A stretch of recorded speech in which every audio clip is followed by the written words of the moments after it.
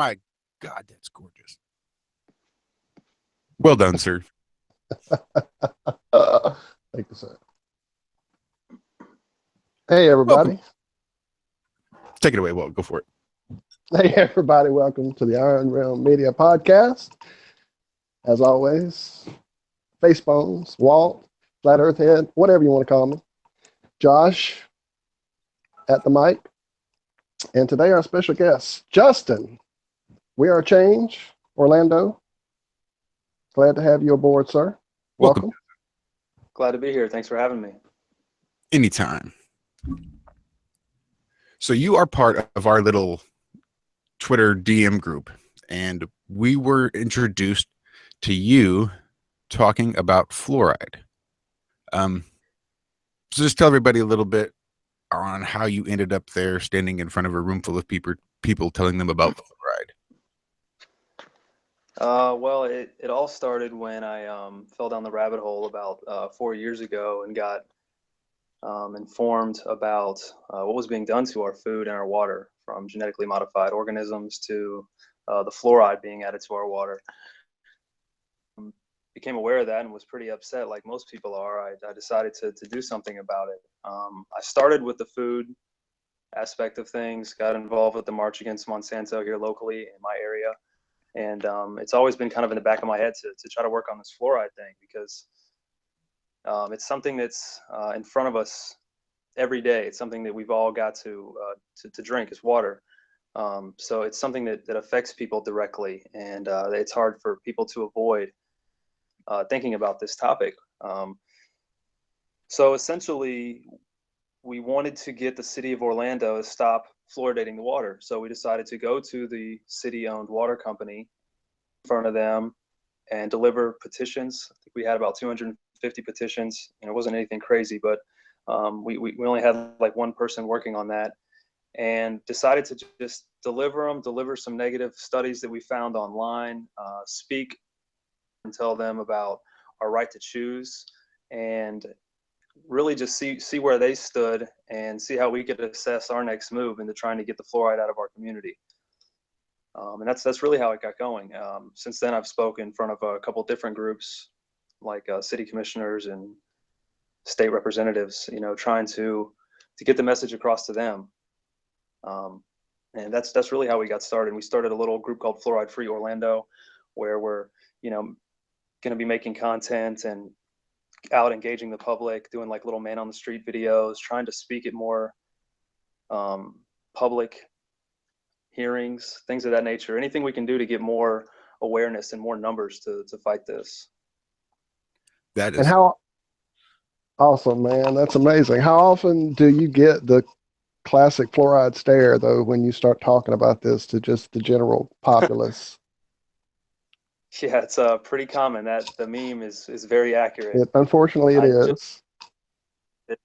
Recently, because when I spoken in front of some city commissioners, a lot of them were looking at me with that just blank stare, and I'm not sure if they're just burnt out on the people speaking during the day, or if they really just have no idea what I'm talking about. But I think it may be the latter. Well, what amazes me, I've actually been aware of what fluoride does to us for quite a while, and have talked on a public forum on a show we used to do back in like early 2000s. And the calls we got during that show from people were just astounding. And then as I've progressed through life and just told personal people, I gave up trying to tell the public, just telling people in my life, hey, you might want to switch to a natural toothpaste. You might want to try, coconut oil, turmeric, and a little baking soda mixed together. There's all kind of natural ways to keep your teeth clean without this fluoride. And that's not even to start explaining to them what it does to them in the drinking water. Just trying to explain to them the damage it's doing to their teeth. It just goes over their head 9 times out of 10. Yeah, and I think it's like with most issues, just most people aren't aware of these things. You ask people about what a GMO is, or what's why is fluoride in the water, and do you know exactly what else it's been used for? Do you know what is in your water? People don't know the answer to these questions, and many people are just ignorant to it. I've always said I'm confident if enough people knew exactly what it was and what it could do to us, I don't think people would stand for it. But when you've got most of the people think it's for the greater good, think it's safe and effective, then no one's raising hell. Has that been about how you've been received with this information? Is just kind of a patronizing smile and nod and pat on the head as you move you at the door? You mean from the actual water and city people, or like the public? Let's do both. Let's do both. Well, the public is a little more, you can to people in the public, they're what's going on, and it seems like these days there's more people with just natural distrust of the government anyway. So a lot of people will say, well, it doesn't surprise me, they didn't know, but sometimes that's their response. But with the city people and the water people, it's hard to believe, but I think they just really believe in it. At first when you find out about these things, you just assume that everyone's paid off. But the more I talk to them and interact with them, they really are just that ignorant. I met with someone pretty high up at our water company, and I tried to reason with him for about an hour, and he just continuously said that if we stop this, the poor kids' teeth are going to fall out. We can't, and this is a long-standing practice. The CDC, the AMA, and they'll just list their government agencies that have just assured us that it's safe as can be, even though they just lowered the level for the first time ever in 50 years. So why are we lowering it? Are we lowering it the same way we lowered lead and arsenic until it was banned? It's not good, and we shouldn't have. Now, I guess there's a chance there might be people out there that don't understand sort of the history or why we might be bad-mouthing fluoride. If people might think we are actually against straight teeth or against, a healthy mouth, whatever, So if you could just go into a little bit as to how it is we now are, as an entire population, forcibly medicated with fluoride against our will. Well, it started back, I think, in the 40s or the 50s. Then I think in Michigan was the first city to start fluoridating their water. And essentially, as most people do know, it's to prevent tooth decay, and it's to keep our teeth clean, or keep them healthy, I should say. But it's interesting that this is the one thing that the government decides they need to forcibly take care of us on. I mean, how come there's no other issue or problem we have in the world where the government just popped up and said, we're going to start adding this to the food or the water now without your permission? This is the only one. Just our teeth, we need them to take care of. We can't handle this one ourselves, apparently. So they started to add a drug, and I say drug because by the very medical definition, you can look this up. The definition of a drug by the FDA is any substance used to treat or prevent illness or disease. Well, fluoride is used to prevent or treat tooth decay. So by definition, this is a drug, and this is added to our water supply. So the real question is, why is there a drug added to our water supply without our permission? And then you have to ask, well, who's controlling the dosage of this drug? Is anyone telling you how many glasses of water you should take? So there's a lot of questions, and I'm getting into some of the specifics of what's wrong with it now, but that's really how it started, was to help our teeth. But diet and just regular brushing, you can keep your teeth clean. That is the $1 million question. Why are they doing it? Because there's nothing else that we need them to just take care of, across the board like this, and subject people to mass medication without informed consent. Looks like Oh, what was that, Walt? I'm having trouble. The last few sentences have cut out. I notice sometimes when we're running cameras and the audio, it tends to get hinky. So maybe everybody just go to their icon. It might make the show go smoother. That might be too. Yeah, Justin, your audio is completely gone right now, man. If you're hearing us, I don't know if you are. And I see Adam has popped in. So hey, Adam. Evening, guys. How are you? Sorry, I was having problems getting in as well. I've had to go back to the discussion route of the PC. There you go. Maybe it wasn't just me. I thought it was my phone giving me all the trouble I was having getting back into the call earlier. So apparently it's just Google in general. We should know by now. It's Google. Can you guys hear me? Google. Now we do. Yes, sir. Everybody's seen us, so we can just do avatars for the rest, I guess. It makes it a lot smoother. for the audio for sure. So you say that they started putting fluoride in public waters for teeth? Or do you Yes. think it was just sort of the cover story? Oh well, yeah, that's what's on paper. I guess I should say that. That's the official reason. The official reason. Okay, now perhaps explain to people the theory of how this is supposed to have worked. How fluoride is supposed to help your teeth. Well, do you know that? that's a good question too. I'm glad you brought that up because that's the real interesting part. The whole idea of this is to rub this substance on your teeth and to spit it back out. That's why it says don't swallow it on your toothpaste. And that's why it's supposed to be used that way. How we got to the point of ingesting it is beyond me because, we're swallowing that water. We're not pushing it around and spitting it back out. We're ingesting this drug, this neurotoxin, which is cited by a Harvard study. So it's supposed to be used on your teeth and then spit back out. But we're ingesting it now, and that's a big problem. Right, just kind of like instead of taking something for your headache, just kind of pouring something across your head to make your headache go away. That's the same theory of drinking it to me. I mean, it's not going to do anything except cause problems in your system. Do you want to go into those problems yet, or you want to keep going on how this all got thrust upon us? Can I add to that, guys? Oh, yes, sir, Adam, please. I mean, totally agree with you in terms of the poisoning. There is obviously evidence that suggests oral ingestion does have an effect on the decalcification and fluoridation of the tooth enamel, put simply. I don't think that really should be the issue. If you were to ever argue about whether or not it hardens your tooth enamel, you're on a losing argument. The argument is what you're presenting, well, and just in there, it's the other associated effects that's the problem. To argue its beneficialness in hardening of tooth enamel, if you could limit it just to that, there wouldn't be an argument. So that's the only point I'd add there, and the point to focus on is the medication without will or consent for the population. I mean, it's not so bad in the UK. I think John's got some figures on that, but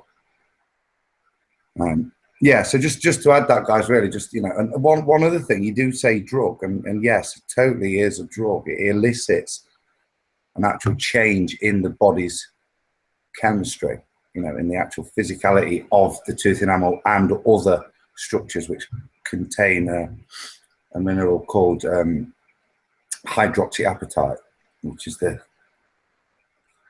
where the binding occurs. So yeah, it is a drug in every single sense, and a drug that doesn't just have a effect for a short amount of time. It actually, like I say, elicits a physical change in your anatomy. Right. Now, and for those of you who don't know, perhaps maybe new to the show, and Justin, I'm not sure if you know Adam, but Adam has a background. Well, go ahead, Adam. Tell everybody your background so they'll know you have some knowledge about this for sure. Yeah, I'm a registered pharmacist in the United Kingdom. I'm superintendent pharmacist of the group and a tutor as well, and trainee. Was got a pre-registration tutor and also developed bits and bobs. Right. But, yeah, principally from this point of view, a pharmacist. So now the way I understand it is fluoride theoretically is good for the enamel of your teeth. It's that naturally occurring fluoride, and it's in very, very, very small doses. Is it beneficial? And that's the rub, is that what they're putting in the water supply is not natural fluoride. And there that you go. speaks to why there's fluoride in the water to begin with, is where they're getting the fluoride that's going into the water and going into the processes and going into the toothpaste. None of it's naturally occurring. You go to the dentist and you get a fluoride treatment and you sit there for 2 hours soaking your teeth in fluoride. Not naturally occurring fluoride, not going to be good for your teeth. So did you want to touch on Alcoa and the Aluminum Company of America? Yeah, did you want me to do that? If you want to, absolutely. Yeah, it was it all originated too, where they got this stuff from was, like you're saying, from Alcoa and the aluminum industry. And it's basically, that's the real kicker too that I brought up to these officials the last time I spoke, was the fact that it's not naturally occurring fluoride that's found in the groundwater. What they're adding is either the sodium fluoride, which is usually the kind in your toothpaste, or it's hydrofluosilicic acid. And this stuff comes from the fertilizer phosphate industries. It's a toxic waste byproduct that they have to dispose of, and it's very costly to do so. So since they can't dump it in the water, they can't do anything with it really, because it's so toxic. They in turn sell it to cities, and it's put into the water as a fluoridating agent.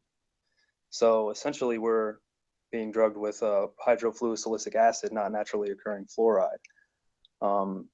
And that's really the kicker. I'm not too sure if there's really any safety studies on us consuming this, but if they have a spill with this stuff, I've seen there's news reports, you can look them up on the internet. When they have accidents, this stuff will eat through the road, and they have to close the area and bring out hazmat suits. If you touch this stuff, it will kill you. But they say that if it's spread thinly enough, I guess, in our water, that it's a-okay, and it's supposedly fluoride. That's a big point that I do like to bring up. It's something that's coming from these industries. It's not coming from our groundwater. And I think when you tell many people that, their jaw drops, and they do want to learn more and find out how they can start to avoid this stuff. And one of those other things you can get on YouTube, it's heart-wrenching because, I like animals more than humans, but you can go on and watch what happens to cows when they have this osteoporosis, and just the way that the fluoride affects the brain and affects the body. And just watching them, they can't stand, they can't walk, just watching them slowly deteriorate. It's heartbreaking. Yeah, there's another name they had for that, remember? For osteoporosis?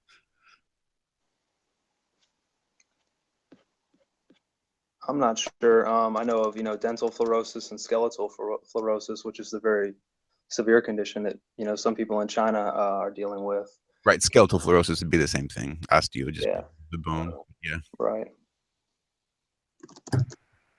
Yeah, there was a really bad story about horses too. I'm trying to look it up. I think it was in Colorado, but there's an area that these horses are just very close to, I guess, the like a high concentration of fluoride in these mountains. And the story is just incredible what happens to them. They can't even walk. They're all just like laying on the ground, and bones are just, so calcified, and they can't even move. And it's from that overexposure to fluoride.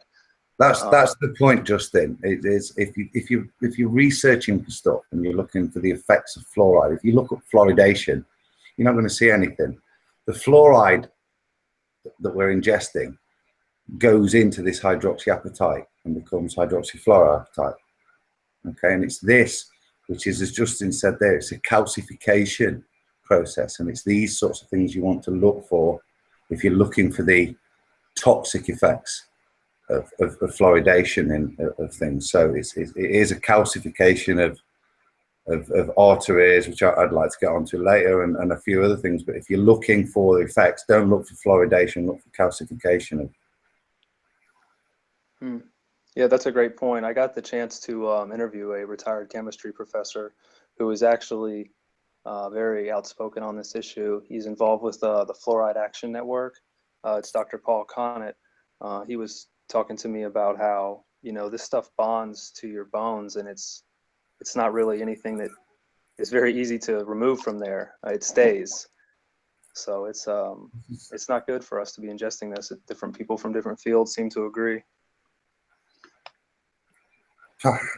Perhaps I made it back. Sorry, guys. You're right.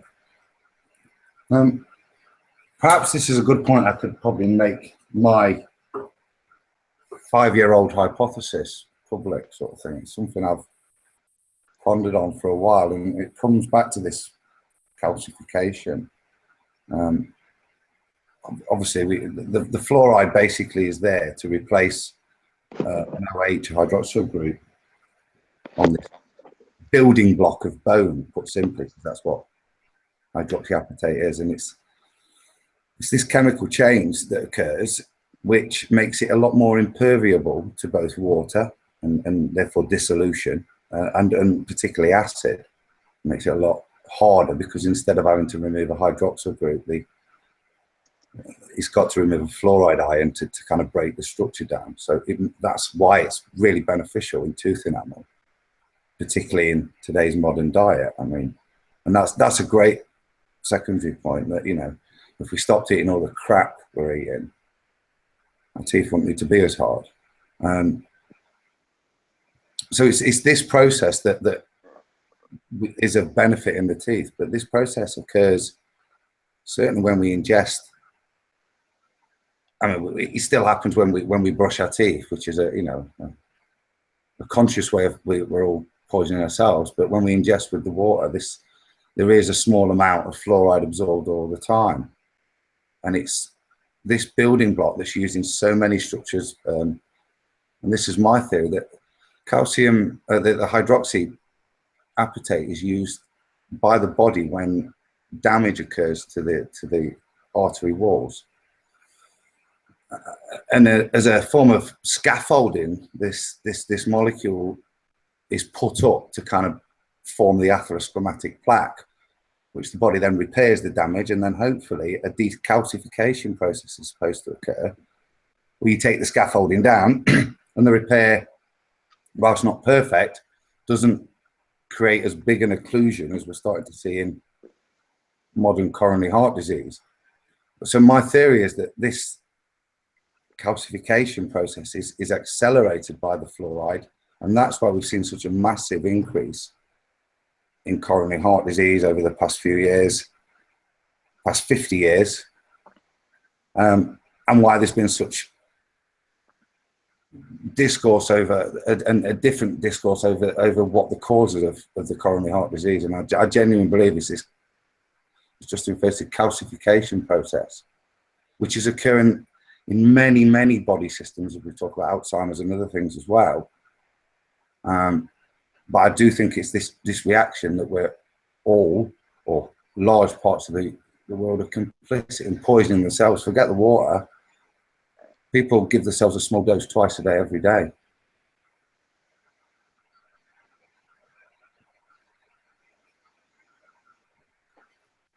Well, I definitely, being a child of the 70s, experienced it myself with this huge push in the States. In our schools, they would come in with this big presentation on fluoride and brushing your teeth, and have these little red tablets to chew that would then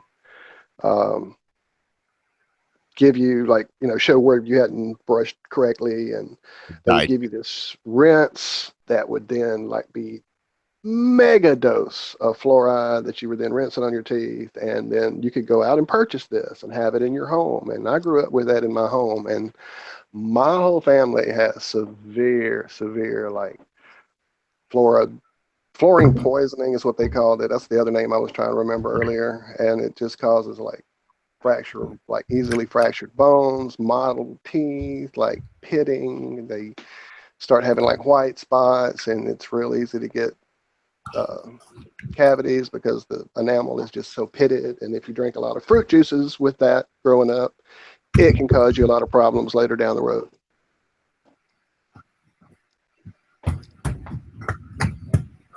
I'd agree. They're all symptoms of overfluoridation, and that's the next problem. That whilst a little fluoride dentally could be quite useful, what we're seeing with fluoridation of water, fluoridation in toothpaste, fluoridation in mouthwashes, is overfluoridation, and then you're getting actual damage, not a beneficial small-term strengthening of the structure of the teeth, but full replacement of lots of other groups, and that causes a breakdown of the tooth enamel and a weakening. Well, I know in some of the research I've done over this last couple of years, further down the rabbit hole, if you will, the calcification that occurs with the pineal gland with fluoride. What is your take on that from the pharmaceutical side of it? Well, again, in my understanding of it, it's this substitution reaction. Now, there's a lot of research being done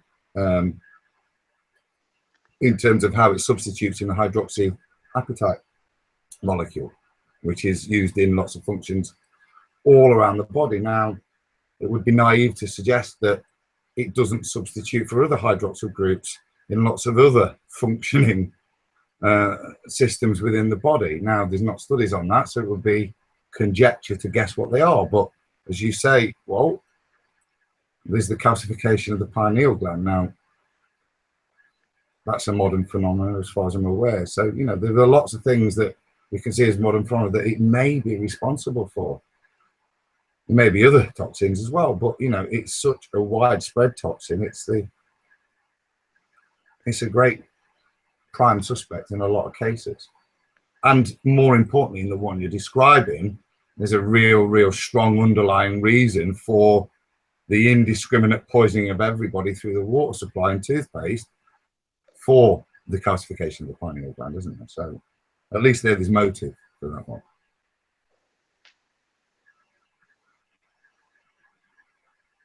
Justin, anything on that, sir?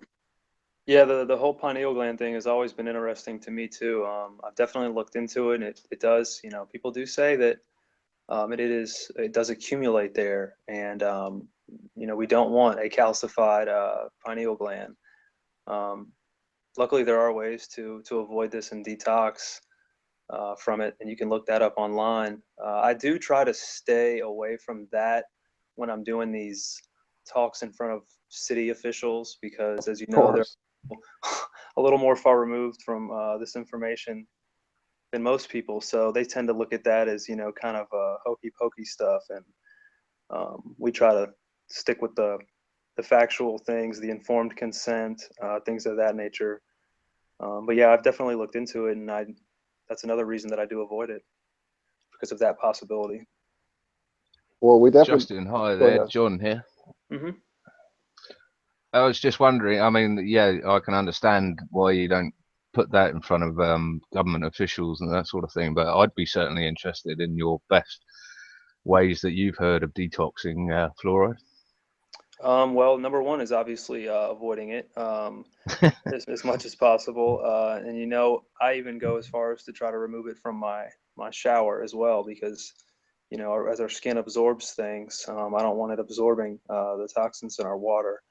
So, chlorine as well, isn't it? Yeah, yep.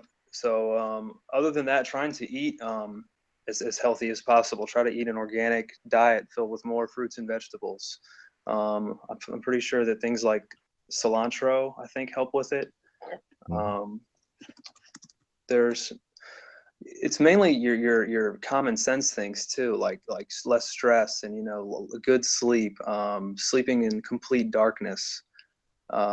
There's all kinds of tips if you want to Google more of them, but for the main point is getting as healthy a diet as you can, trying to stay away from heavy metals. Yeah, it's a holistic approach, really, isn't it? It really is. Hitting everything on all fronts, basically. Mm-hmm. Maybe you are into, you know, meditation and yoga. I'm sure that really can't hurt either. But yeah, I like the diet thing for the most. Well, do you drink distilled water, or how do you process your water? I actually buy from a place called Clearly Filtered. It's their website. They do travel bottles, pitchers for your home, the shower head attachment. And it filters it, does it? Yeah, it's supposed to be. These like bottle filters? Yeah, it's supposed to be filtering out like 98 to 99% of all of the toxins like fluoride and chromium.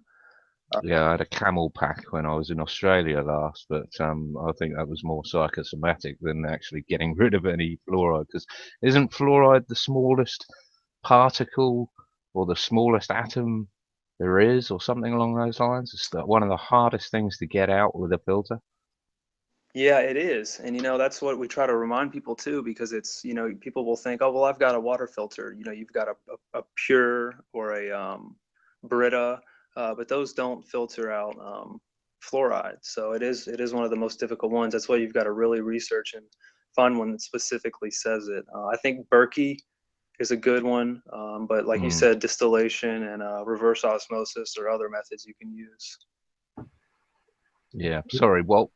No, that's fine. No, you're fine. That was exactly one of the things I was going to address was the distilled water. If you're even thinking you have a severe case of decalcification, I mean, other than an MRI, I really don't know how you would find that out in an examination. But there are supplements. I mean, I've found out over the years, like raw apple cider vinegar that has the mother in it is good. Oregano oil, if you take it internally, I actually brush with it as well.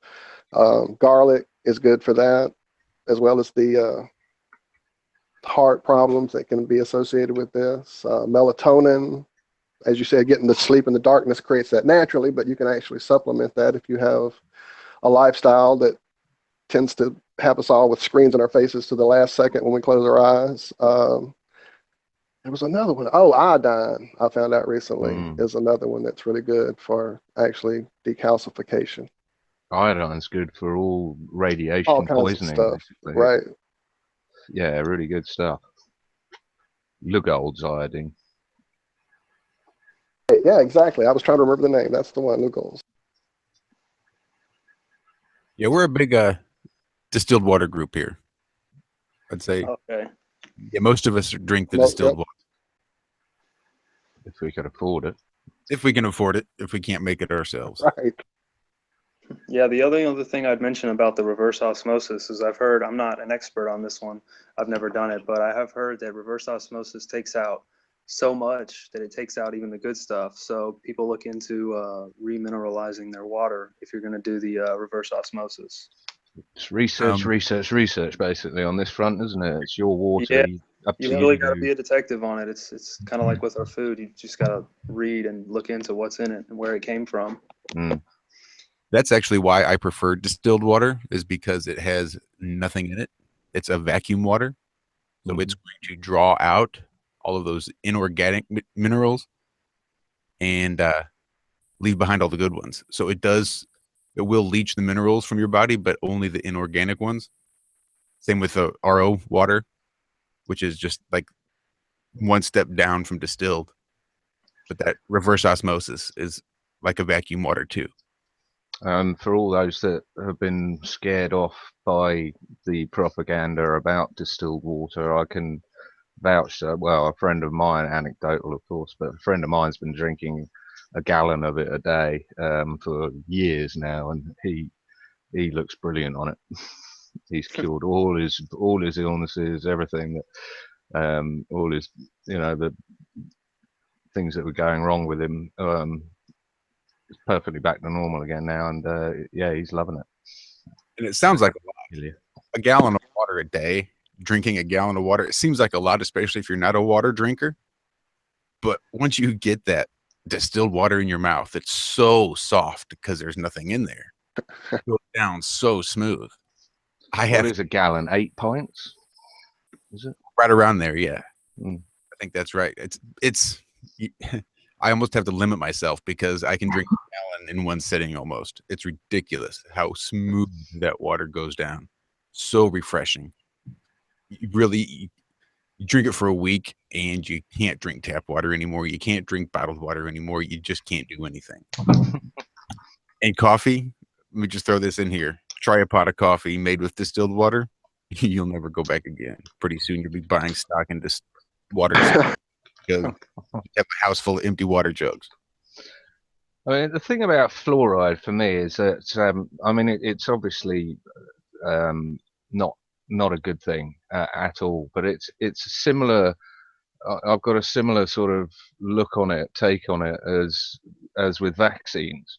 Is that there are people out there that will swear blind that these things work and that they want them and that they have to get every single vaccine, that they have to keep up to date and they have to keep up with their fluoride, and they have extra high strength fluoride toothpaste.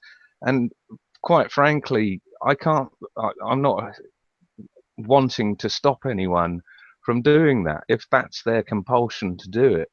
The larger fundamental issue with letting them start with the fluoride is that it's a principle, it's a line stepped over, that they're now force medicating the entire population.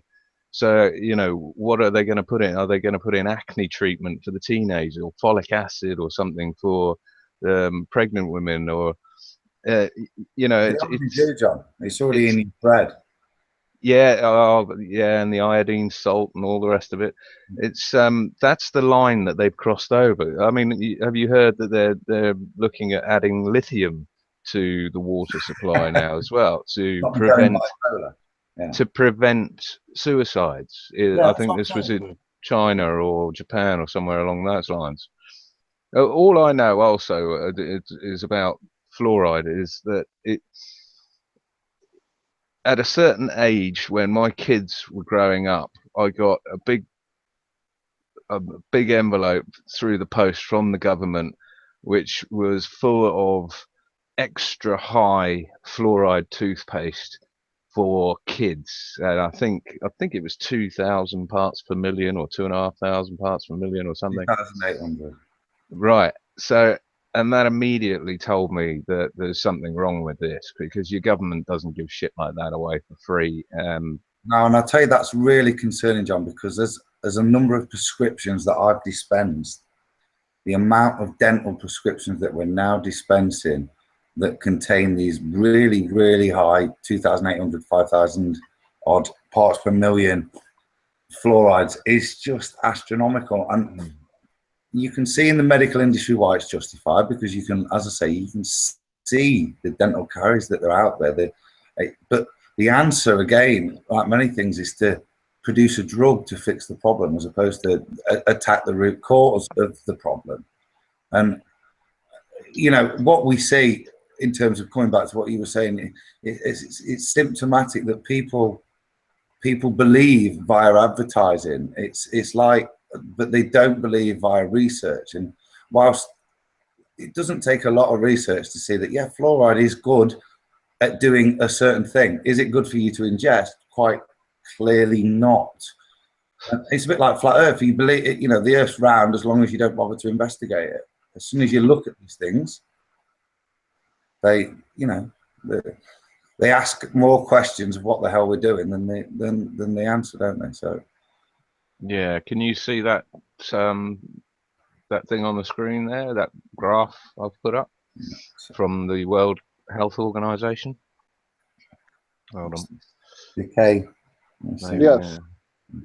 Yeah, that's a graph that is always good to bring up, because, you know, a lot of these people in charge will claim that if we stopped fluoridating, then the teeth would fall out. Well, clearly, I'm pretty sure that graph you just was showing that the tooth decay rates are declining in both fluoridated and non-fluoridated countries. Is that correct? Exactly. Yeah, exactly. You got Iceland at the top there that doesn't fluoridate, and it's just falling through the floor. And you got the United States that does fluoridate, and it's declining. I mean, it's overall it's declining, and that's probably most people's common knowledge of brushing their teeth properly now, and not, you know, after sweet drinks and things like this. I don't know what would be causing that overall decline, but in tooth decay. But the next time they tell you that you know, it's because of fluoride, then the World Health Organization, for all their bad ills, finally produced something of use. the UK isn't on there, you'll notice. Where is it? Is the UK on there? Where the UK is only The other 10% way. fluoridated. Yeah, but the UK would be the other way. So they tell us. Is this graph is claiming it's getting better? Everywhere it's saying, and Well, where that's is it? Let's have a look. Iceland, Italy, New Zealand, Japan, Australia, Ireland, right. Belgium, and the United States is saying that tooth decay is decreasing. So I can only go on when I speak to fellow health professionals, dentists, and the prescriptions I do. That's nonsense. The tooth decay is worse now than it's ever been. There are children having to have jaw surgeries because they're not having just a simple extraction. The whole of their lower jaw has rotted away. That's just nonsense. That data is a complete falsification of the truth. If the UK was on there and was represented in any similar way, I can't speak for the other countries, But I can speak vociferously to say that is, if that was the UK, that would be seriously misrepresentative of the truth. What do you think's causing it in the UK specifically? The biggest cause early on in baby teeth is sugary drinks. So they're already off to a bad start, and they've got 10 years to last. Yeah, then you've got the sheer amount of raw sugars that are in the diet, the sheer amount of soft drinks that are drunk, the foolishness that sugar-free drinks don't have any effect whatsoever, the amount of sweets kids have. Yeah, I think you're right. I've come across kids over here with, I mean, baby teeth kids with braces. Is that normal? That sounds like a normal business plan for a dentist. Absolutely. Let's go ahead and fix these now, and when they fall out, the new ones come in. We'll fix those too. I want straight baby teeth. That's shocking, isn't it? So unless there's a lower jaw alignment, I don't know. I'm not a dentist, but that seems. I think. So anyway, Justin, you're having success then. Would I call it success? I try to stay very optimistic, but so far I would not call it success. The first time we started speaking was in front of our water company, and they essentially denied our request, citing the CDC and 70 years of, one of these long-standing celebrated medical achievements. And I can understand how they do that, because it's not on them. If anything ever happens, it goes back to those regulatory agencies. The water companies just doing as they were told. So we've kind of shifted gears and are trying to go after city officials now, like talk to the mayor and these our commissioners. And if we can get them to vote on this, then we can get them to tell the water company to act accordingly. So I've recently spoken in front of them, and now we're trying to get doctors, dentists, some more expertise on our side, because I'm not a doctor or a dentist or a scientist or anything. So we're trying to get our credibility built up a little bit more, and try to get some more awareness raised in the community. Maybe hold a protest, or just see what other angles we can hit them at. You're getting a lot of support? A little bit so far. We definitely need to get more. I've been involved with other movements in the area with our food and against some of this pipeline protest as of late, and tapping into those groups of people is very crucial. And there's a lot of momentum right now, so I think we've got a really good opportunity to keep thrusting it forward, because there's another group of people fighting for clean water as well with the pipeline thing. I will. Do you plan on? Sorry, I'm going to pop in here and let them know that the city in which I live did stop fluoridating their water. I think at the public's request. So it's possible. I know there's people that are doing the Fluoride Action Network. I know it's pretty good at keeping people up to date with cities and townships that are taking the fluoride out.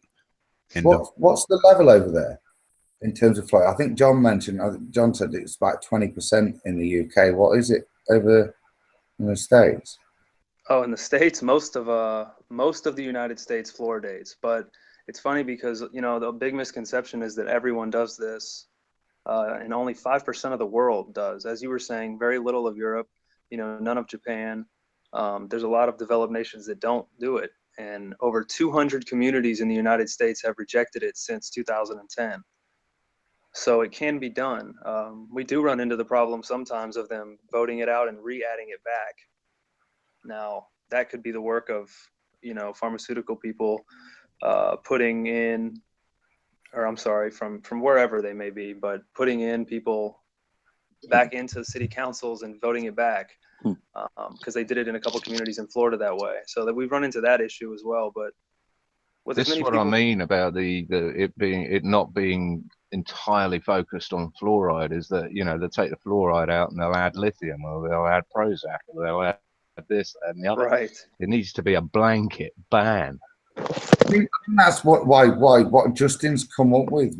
I mean, I've probably heard it before. It's the first time I've heard it spoke eloquently, which is the actual unwilling doctoring of your water, that it's actually a medication you're being given against your will or without your consent, not necessarily against your will, but It's a crime. It's no, criminal. it's quite a, I would have thought in the States it's quite a easily constitutional challengeable thing. Not maybe so much over here, John, but do you know what I mean? In the Well, I States. wonder if they've got laws in place already. Isn't there a law that says you can't? I mean, what if you were found dumping toxic waste into the local reservoir? Oh That's my just God. it.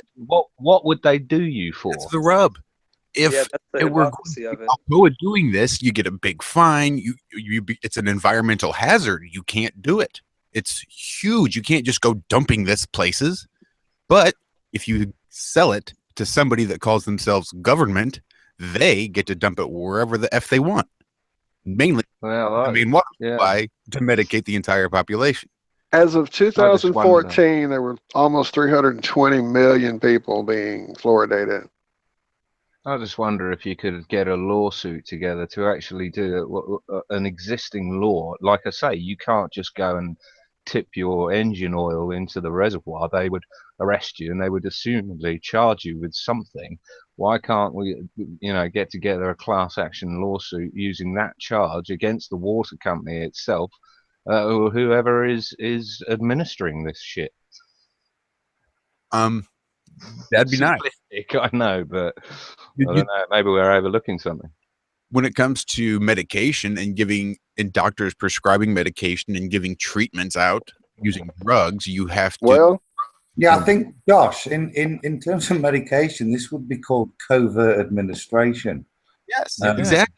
Do you know what I mean? I mean, from a clearly clinical point of view, that would be its honest description. It is a medicating without knowledge or consent. I mean, I suppose the knowledge is there if you sought for it, but I mean, Even worse than that, children have no knowledge of it. They're not informed on a daily basis when they're in a government institution. This water is fluoridated. Would you care to partake? And I suppose, in a truly legal sense, within a medicated point of view, whenever you're offered water, you should be informed at that point that this has that in, unless otherwise it is a covert administration. but then And is there some way that we've consented to this then that we're not aware of? We're duped again into actually consenting to this by having it in our water and not saying something, paying for it, for example. Yeah, we're citizens. Sorry. We're citizens. We're citizens, but that's that we have to be told, don't we? And we're told quite clearly that there's fluoride in stuff because it's for our teeth. Adverts about it. So we've been told from a satanic religious point of view of us being informed, we've been told. We're told on the side of every toothpaste packet that if you ingest too much, more than a pea size worth, then go to poison control. I mean, it's there in your face. in your face. Watch a commercial for a toothpaste and tell me that doesn't look like a great big soft serve ice cream cone just Right? up all over top of that toothbrush. Especially the red, white, and blue ones. Exactly. This was looking at it by state. It's 74%. This is a 2014 statistic. 74% of the United States is fluoridated. It breaks it down by states like Alabama, 78, Alaska, 49, Arizona, 57. Are you ready? District of Columbia, 100% fluoridated. Yeah, funny that. California. Well, just out of interest.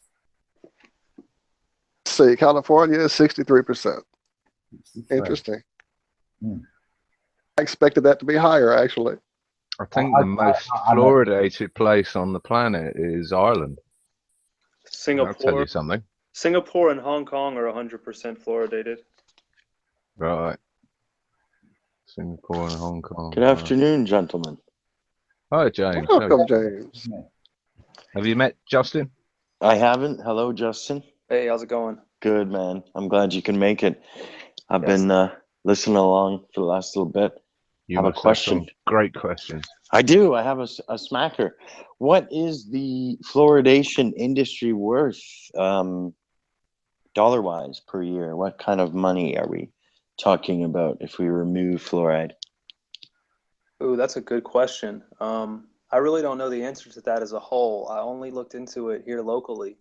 And what I learned was either they're lying to me or they're getting the real cheap stuff from China, because rumor has it that most of the hydrofluosilicic acid was being pulled from the local phosphate and fertilizer plants here in Florida. But they told me that it's only costing them, I think, $250,000 a year to fluoridate the water in Orlando. Wow.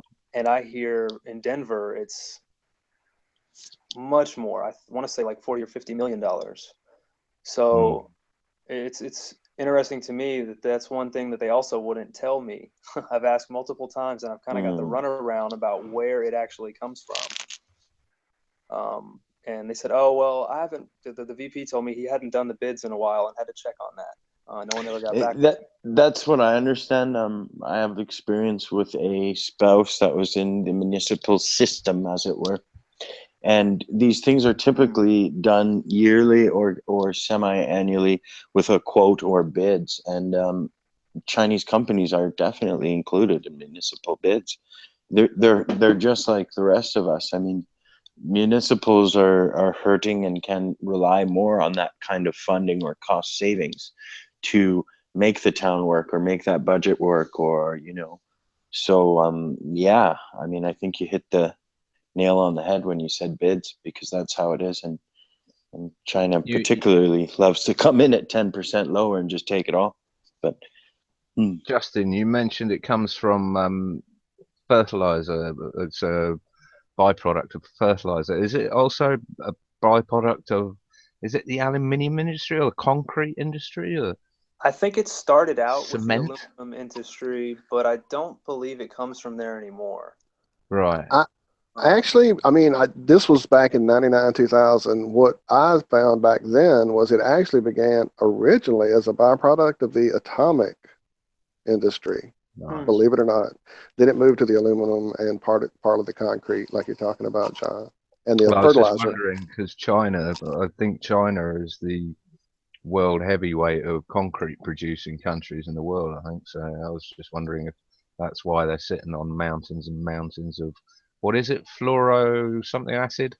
Yeah, hydrofluosilicic acid. Hydrofluorosilicic acid. And when you explain to people on the street or people in any sort of position the difference between that acid and what we're sort of falsely being told is what is it, calcium fluoride, or the one that's marginally sort of could be said to be good for your teeth but naturally occurring. What's their reaction there? Do they know that, or are they just sort of, do they just brush it off, or what do they react like? They're usually shocked, because that is usually one of the most jaw-dropping things to tell people. Yeah.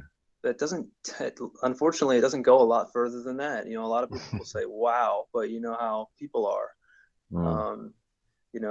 They're on to the next thing, or that, it won't happen to me, or whatever they're thinking, to just forget about it. Until it's another Flint, Michigan, they don't want to hear about it, eh? Right. I guess the apathy is there until it's they call it the dead baby in the street syndrome. If there's no dead baby in the street, nobody's worried yet. Well, of course, the apathy comes from the fluoride. Yeah. Right. And there you go. It's working. Maybe that's what's going on. Circle of life. That Hitler and Stalin both used fluoride in their quote unquote camps? I've heard conflicting stories as to whether or not it was used. Yeah, I've heard that as well. That's not anything, I don't know if we've seen really hard proof on, maybe, but there may be some accounts of that. Maybe it may hold true. We do know it was used in rat poison. I mean, in insecticides. So there's and Prozac, isn't it? And Prozac, that's right. For that empathy reason, that's right.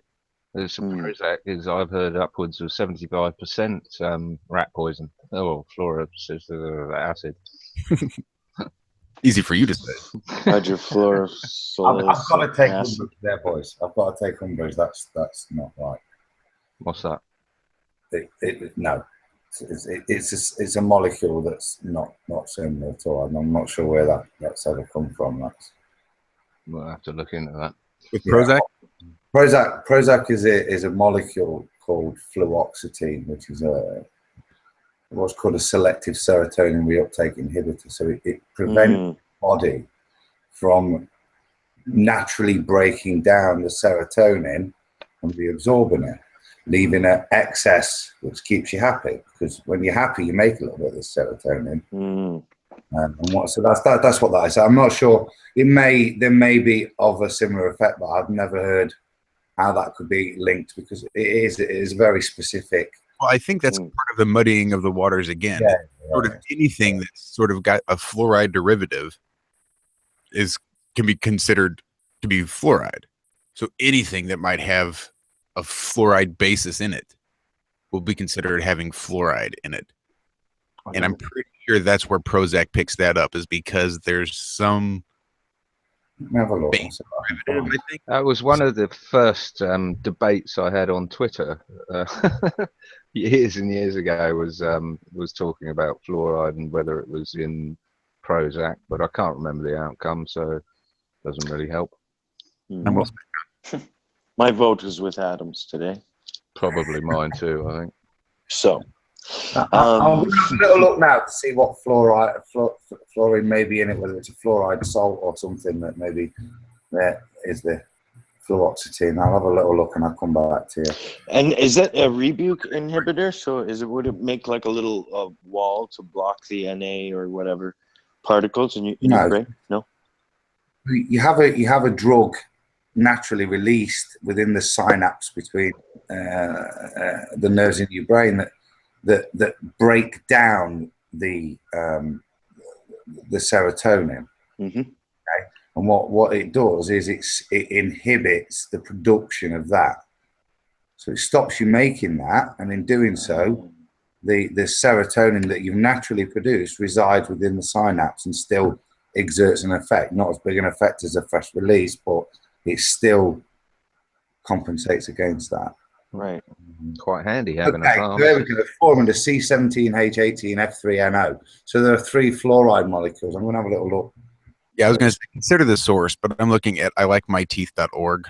On fluoride. It says fluoride is not the main ingredient in Prozac. The active ingredient in Prozac is fluoxetine, not fluoride.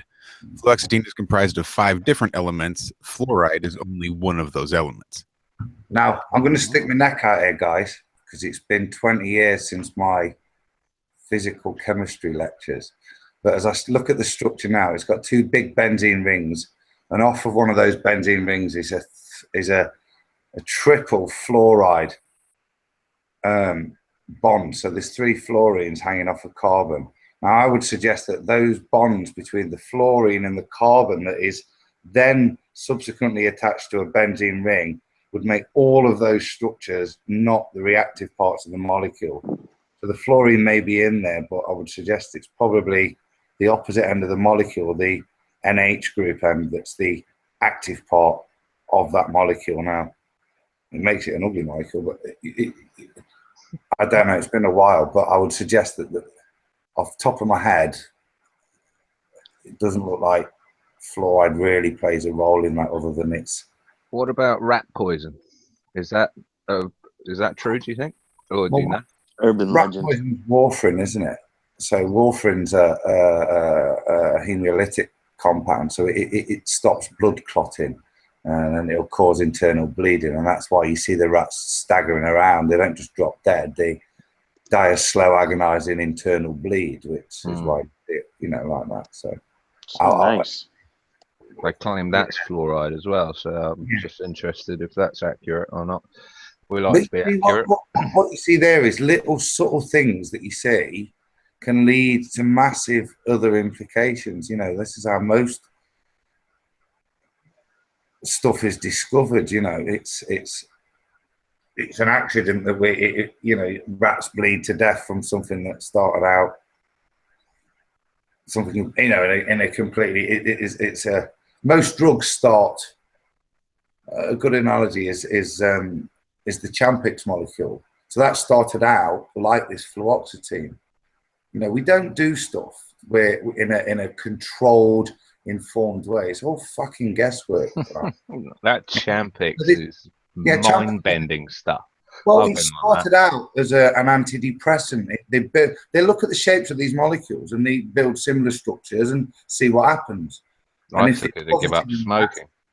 well, this is what happened. So all these people, none of them got any happier, but they realised a large part of them, the ones that smoked, had stopped smoking and hadn't even noticed. And therefore, they then marketed as an anti-smoking drug. And the first one was a thing called Zyban. And that, Tried that too. yeah, Yep, I was on Zyban. unfortunately, wasn't as refined in its antidepressant non-effect and did actually have opposite effects, and it had a lot higher suicide rates. No, these are not select with the use of selective serotonin reuptake inhibitor. It makes it sound so clinical and precise. It's stuff that has, as I alluded to earlier when I was trying to say to you, that small bonding on your teeth, that same molecule is in every other body system.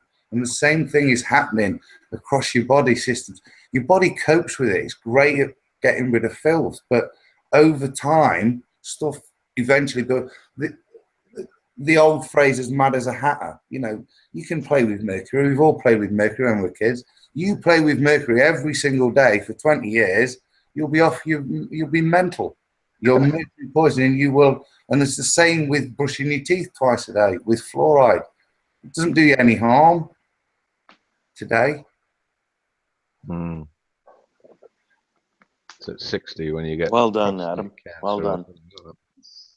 Thank you. Enjoyed just to that. touch on that, that's another point that we kind of like to bring up too. Is we're not talking about having like a lethal dose. It's more this prolonged exposure that is such the concern. Using it for so many years, and then down the road, if we're developing, arthritis or whatnot. And they never tie it together, do they? Yeah, and it's that's one of the issues. So it's not so much that lethal dose, like I'm gonna drink too many glasses of water and die today. It's that, drinking lots of water, brushing my teeth, bathing in it for 50 years or whatnot. A good example of that, say rheumatoid arthritis, is if you look at any person with rheumatoid arthritis, if they're married, have a look at their ring finger. There is no rheumatoid arthritis in the ring fingers of people that wear gold rings. And that's because just small amounts of gold that is absorbed through your skin and the ring finger suppresses the autoimmune system to an extent in that localized area that your body doesn't attack the joints like it does in all the other fingers. That's interesting. Have a look. Just type it in and on Google, you'll sit and look at people's hands. You'll see who's married and who's not. I wonder if you can use colloidal gold for that. It's an interesting one, isn't it? There's a drug called Auranofin, which is an injection which is used in rheumatoid arthritis. I'm not, again, a hospital thing, so I'm not too clued up on it, but it is a gold-based immunosuppressant, a much more natural thing to the cytotoxics that we use so widely now, which are obviously destructive. How do you do your job, Adam, knowing this shit? I'll tell you why, mate, because the shit's coming down. And when it comes down, if I quit and go and fucking push trolleys in a car park with a clean conscience. Well, what about going natural? Becoming a naturopath? I've got commitments, mate, to other people in a system that we have to function in. Some of us can step out of it. I know it's not easy. I know. But I'm in it, and I'll be there when the bits fall apart, and then all those people that I look after now will still have somebody to help them in the transition. And I pray for a transition. I don't sit in this job thinking this is brilliant. You're doing your bit. You're doing your bit to inform people, from the inside out. I think it's brilliant. I speak up at the health authority. I speak up against flu jabs. I have my opinion. I make my opinion loud and clear. Nobody listens, but I don't hold it back. Well, we need people on the inside. We were clued up, This is why Dr. Tia and all the rest of it are invaluable people. Pilots. The truth is scary, yeah, because you're scared of professional ridicule. I tell people at the uni and they're, you know, doctors, fellow medics, the Earth's flat. I don't care. and I tell you what, when it comes from somebody who's not considered unintelligent, it takes them back now. They might laugh, but they don't decry. I'm not having any decrying. If anything, I have people going, "Oh, hello," you know. They might laugh, but they might actually take it on and go and research it. Where do you stand on this flat Earth phenomena, Justin? Or has that been asked? Yeah, no, I'm pretty sure that it's flat, in my opinion. Glad. You seen David Seaman? Gutting, man. Really disappointing that. Come out and made an attack today. A real good truther that's felt the need to decry flat Earth without just again, it's not flat. Don't be silly. Who is he? David Seaman. The American guys should know. I don't know. I know of him. I would tend to cut him a bit of a break. Yeah, neck deep in Pizzagate. Yeah, So, and I think that's the point he made. He's sick. I think it's more an attack because his premise was every time we're trying to raise Pizzagate issues, people are subverting the topic into the Earth is flat, and I think there is a little bit of hysteria that's trying to get the message out. That's a bit. You can't help that though. But one thing, a child abuse inquiry, maybe, you know, frankly, I don't give a fuck if the world's flat. If I'm trying to talk about small children being sexually abused, and there's a relative position of importance. well, there's a way of looking at it, and the flat Earth itself is the way I see it. The flat Earth is a way of cutting the snake's head off. I mean, once you know about flat Earth, then you're going to know about Pizzagate, 9/11. You're going to know about JFK, the moon landings. Everyone's bloody lying to you. The whole system falls if flat Earth realization is brought into existence. But I totally understand. I spent years and years as a child sex abuse protester. Trying to highlight this with the hamster kids, with the satanic ritual abuse. It falls on deaf ears. It's one of those. It's one of those similar ones. You know, if it's not affecting you, then it's not your problem, and people just run a mile from it. But yeah, I can understand the frustration. Yeah, I think it's a respect of the space you're in. Who gives a stuff about the flat Earth? If you're in a forum where you're talking about trying to stop and prevent such a heinous crime, and I think solving that first even in my book, mate, I'd sooner solve that than prove what shape the Earth is right now. I think as a priority to me, if I had a choice, if God could grant me one wish, those two. Well, I wouldn't be surprised if they had Brigade 77 agents out there deliberately going into Pizzagate forums, etc., and just dropping the most ridiculous flat Earth proofs. You know, the stuff that we wouldn't touch with a barge pole, just so that it develops the anger against proper flat Earth researchers. Because I would never go into a Pizzagate forum and start bleating about flat Earth. I mean, that's just not done. It's not on. So anyone that does do that, I would suspect their motives. Any comments? Well said, John. Very well said. I haven't thought about that angle, but that's very likely exactly what they're doing. Well, if I can think about it, then they're probably doing it. David Seaman's getting attacked day after day after day with trying to spread the message that he's spread. I'm sure it's flat earthers make an easy target. When you're looking to lash out at somebody, we have a nice big target on our backs. So well, we are the scapegoats. Flat Earth is not something you can learn in an afternoon. You know, there are far too many questions within Flat Earth that it needs to take you at least a week, probably 2 weeks, without bloody sleep to get a grip of what's going on. You know, so it is an easy target. and it sounds utterly ridiculous because we've been programmed from birth to hear it as utterly ridiculous. So it is an easy target, but it's a cheap target. I think anyone who ridicules anything without full investigation needs to go and revise what their values are. I love, John, sorry to cut you off. I love the transparency of it. To add to what you're saying is you can see quite clearly the people, because we know we have time on our side, that if people actually sit their caboose down and focus and look at it for a minute, that they're converted. Like, it's going to happen. Unless they didn't research it. So I love the transparency from our side of the fence being in it. We can actually really see and combat those who haven't. And so this is a big worry for them, I imagine, because it would be a worry fighting on the opposite end, us, you know?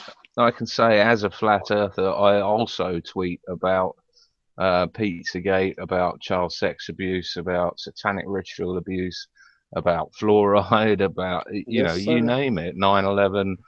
Since day one, yes, sir. It's not just a flat. I mean, most of the massive controversy comes via flat Earth, but it's not as if I don't tweet about natural health and all sorts of stuff. We're not one-trick ponies.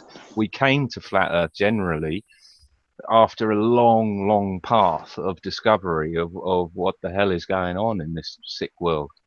Yep. And it's definitely something that's being tossed about as a scapegoat right now. I heard one of the guys I've been listening to a lot lately, Anthony Patch, threw an offhand remark in the show just days ago about how hexagonal shapes are all forming these spheres. Sorry, flat earthers that make these planets up. And it's like just this offhand, like instant, we're idiots, you know, remark. It was most bullshit logic, wasn't it? Because hexagons can form a sphere, therefore I've seen a hexagon on the bottom of Saturn with some dodgy CGI, therefore in the world. He lost so much respect in that one little tossed off comment with me. Tried to comprehend that, mate, and I didn't get his logic at all. It was odd. Well, I've never understood all that thing since day one when I heard it from Hoagland back in like 99, 98, whenever it was, in one of his lectures about we should expect to see this hexagon cloud at the pole of Saturn. Why exactly would we expect to see that exactly in nature? So going back. Sorry, didn't mean to get back. Sorry. Right, sorry. No, but I derailed it there. I think that was my derailing there. But going back to Jason and Flouride, do you know? I mean, I don't know, Jason, if you're from the US, but has he ever mentioned anything like this? Because with a wave of a pen, he could eradicate it in one day. No, we've heard him mention things about vaccines. Yeah, Kennedy was involved, wasn't he? He's even made a joke about Monsanto before in a tweet, I think, but he's never said anything about fluoride, to my knowledge. Interesting.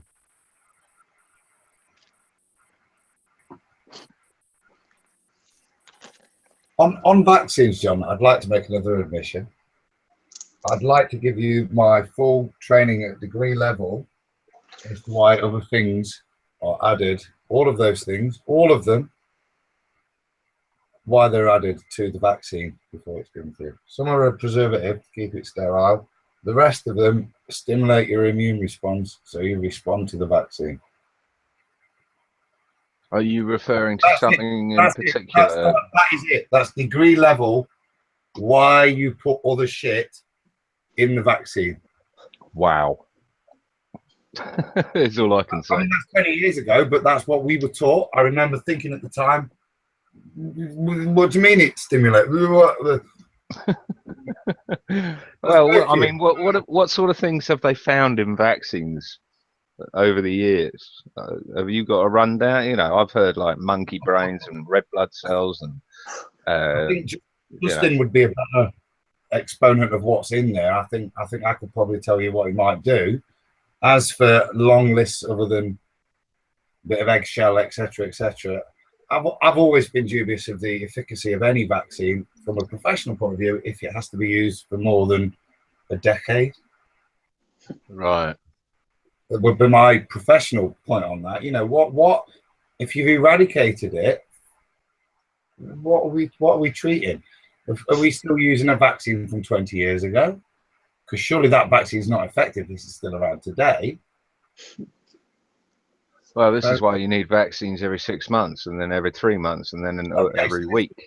This was a point I raised at NHS level 2 years ago, when I questioned why we were wasting so much money on vaccinating everybody with a vaccine that was developed a year ago in a country the other side of the plane.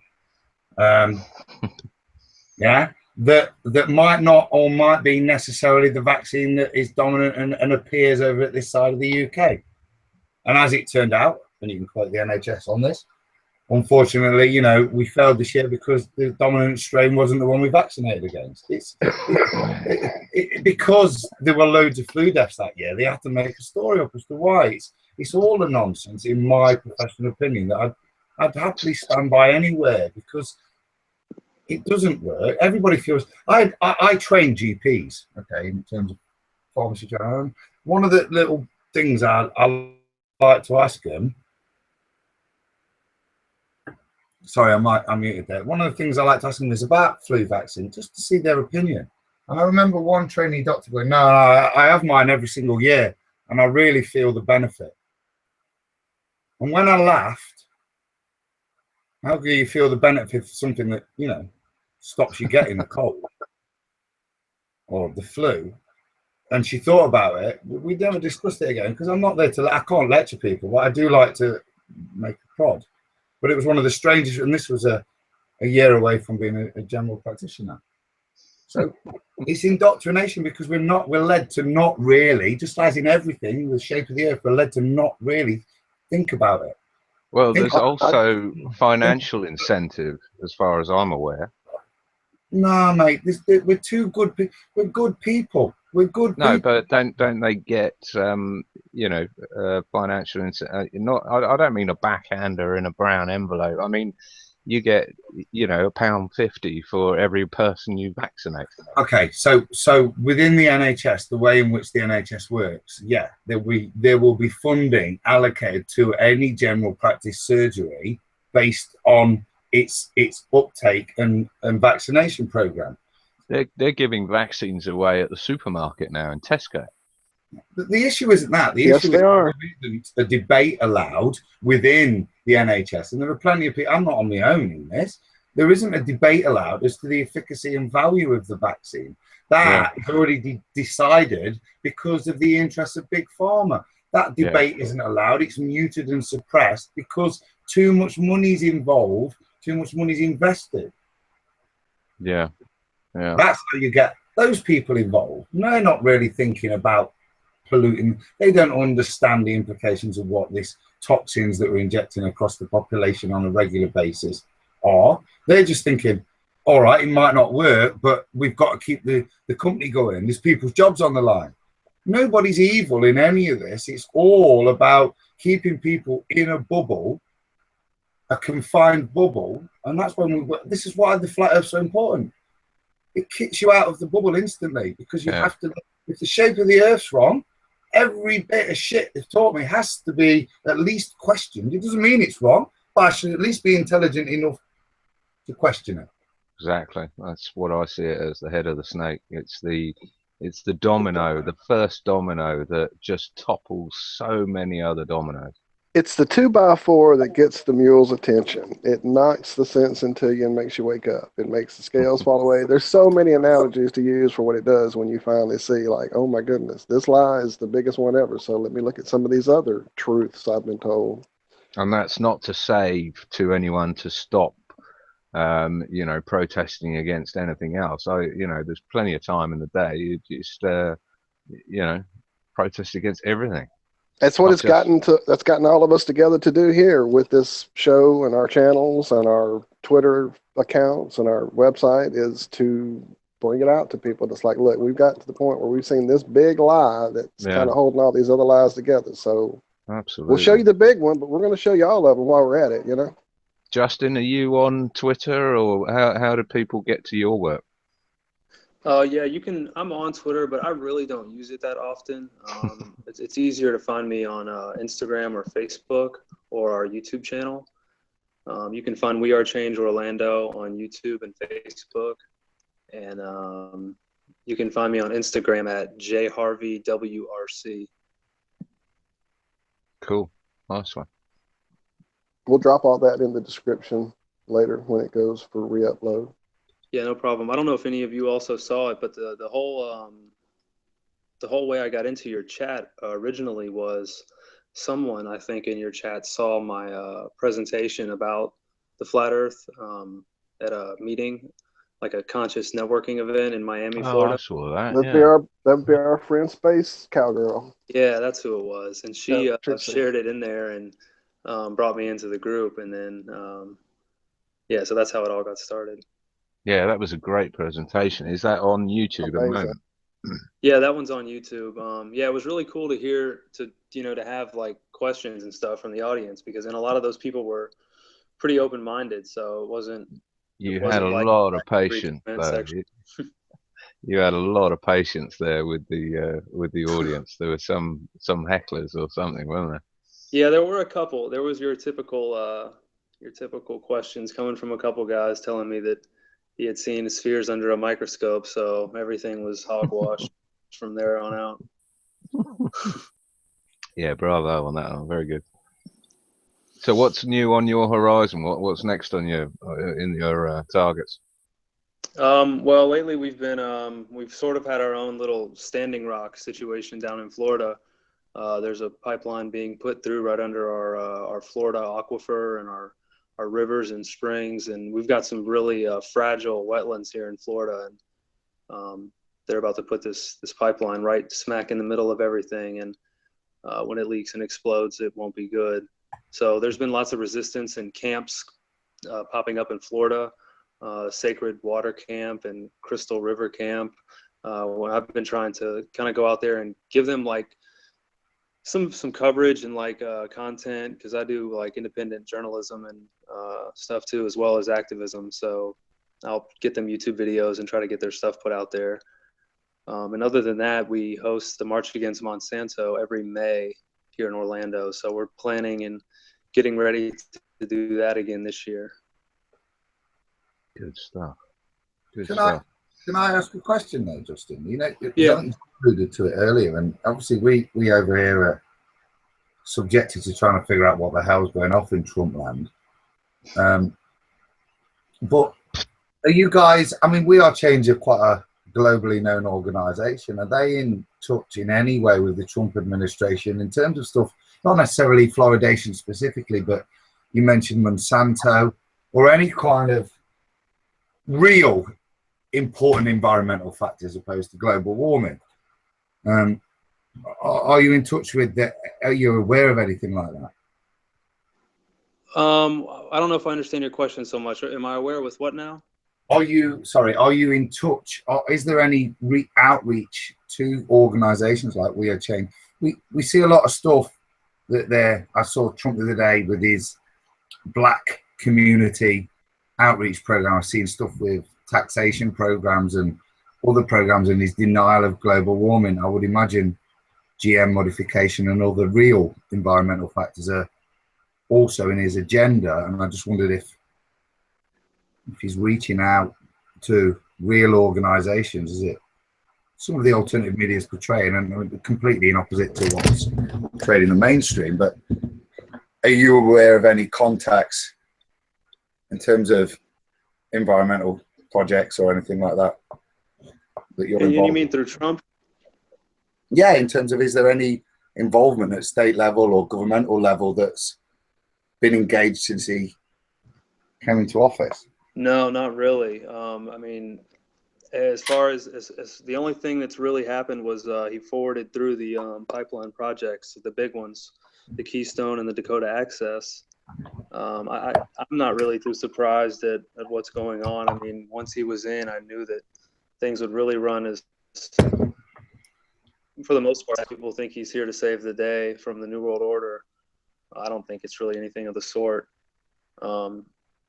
Good for you. But yeah, I don't I don't see him being on our side. He's obviously big money, and he's not gonna. He thinks oil pipelines mean jobs, so he's gonna push that Yeah. through. I heard that chemtrails had stopped since he got in. Is that Not true? in my house. That's a They good didn't- point. House either. Yeah, not in Florida. Didn't think so. Not the South or the Midwest. I think the one thing I'd learned, I want in all of this, it's going to be slow change, guys. And it's going to be the smallest step each time on each fix. I don't think we're ever going to see a Berlin Wall come down in terms of for transitional reasons. And I think about this on a healthcare level. To bring the wall down is great, but people will die. Now, if you apply that across stuff, and that's what I'm saying, is there small scale stuff? Is there a stopping fluoridation? John raised up, has there not been chemtrails since? He's not going to stop an oil pipeline. That's not realistic. Like you say, when somebody who's promoting jobs, etc., oil is still integral to the nation. Fluoride isn't. Chemtrails aren't. Have we seen anything there? Is there? No, we haven't.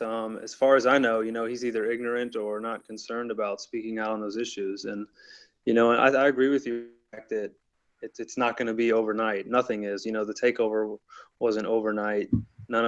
It's all slow. And as we start to get to move away from these systems, it will be a slow process. So we should give him time, I guess, a little bit more. The bombs are still raining in the Middle East. He didn't immediately stop the drone program or anything, but I guess we should wait and see what happens. Maybe he'll try to throw some blows at the establishment, or maybe he'll end up like JFK. Well, I guess we'll see in time. Yeah, it's true. Can't see it myself though, but The DAPL, I think, is going to be a real hot spot. what is that, Josh? That's the Dakota Access Pipeline. Right. Mhm. They've been protesting with all the, dare I say, Indians, the Native Americans, that gone to protest.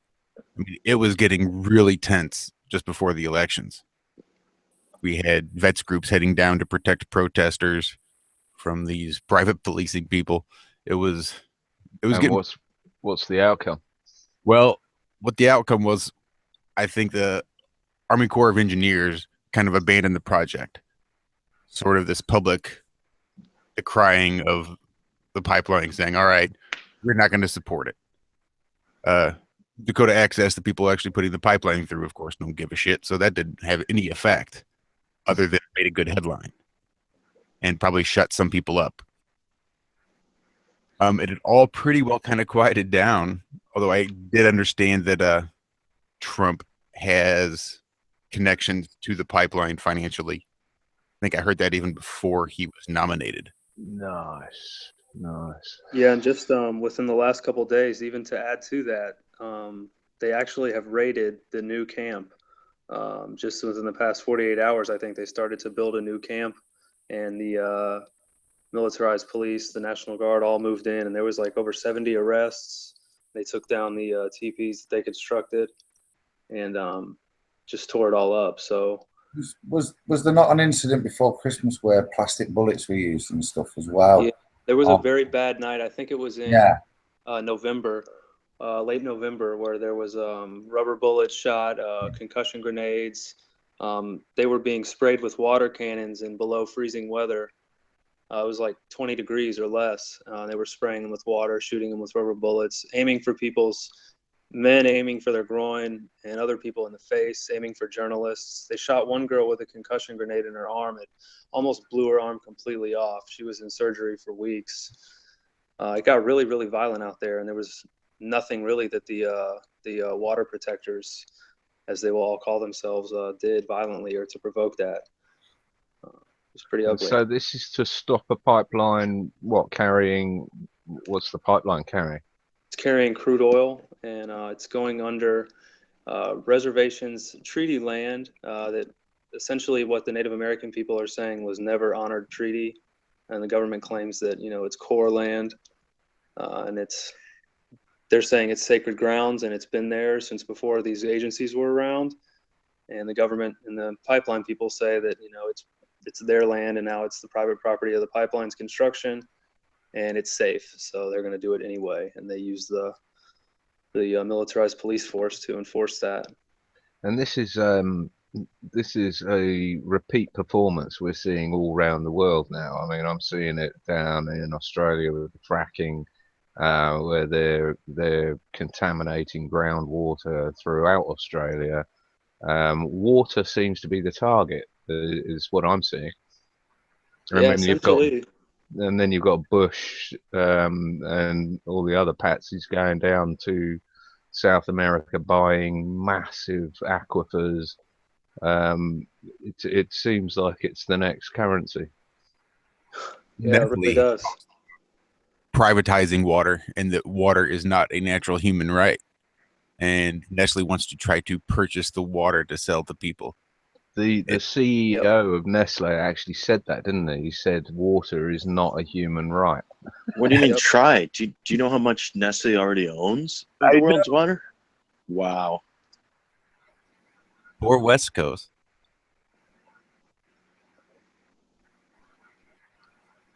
Yeah, it's ridiculous.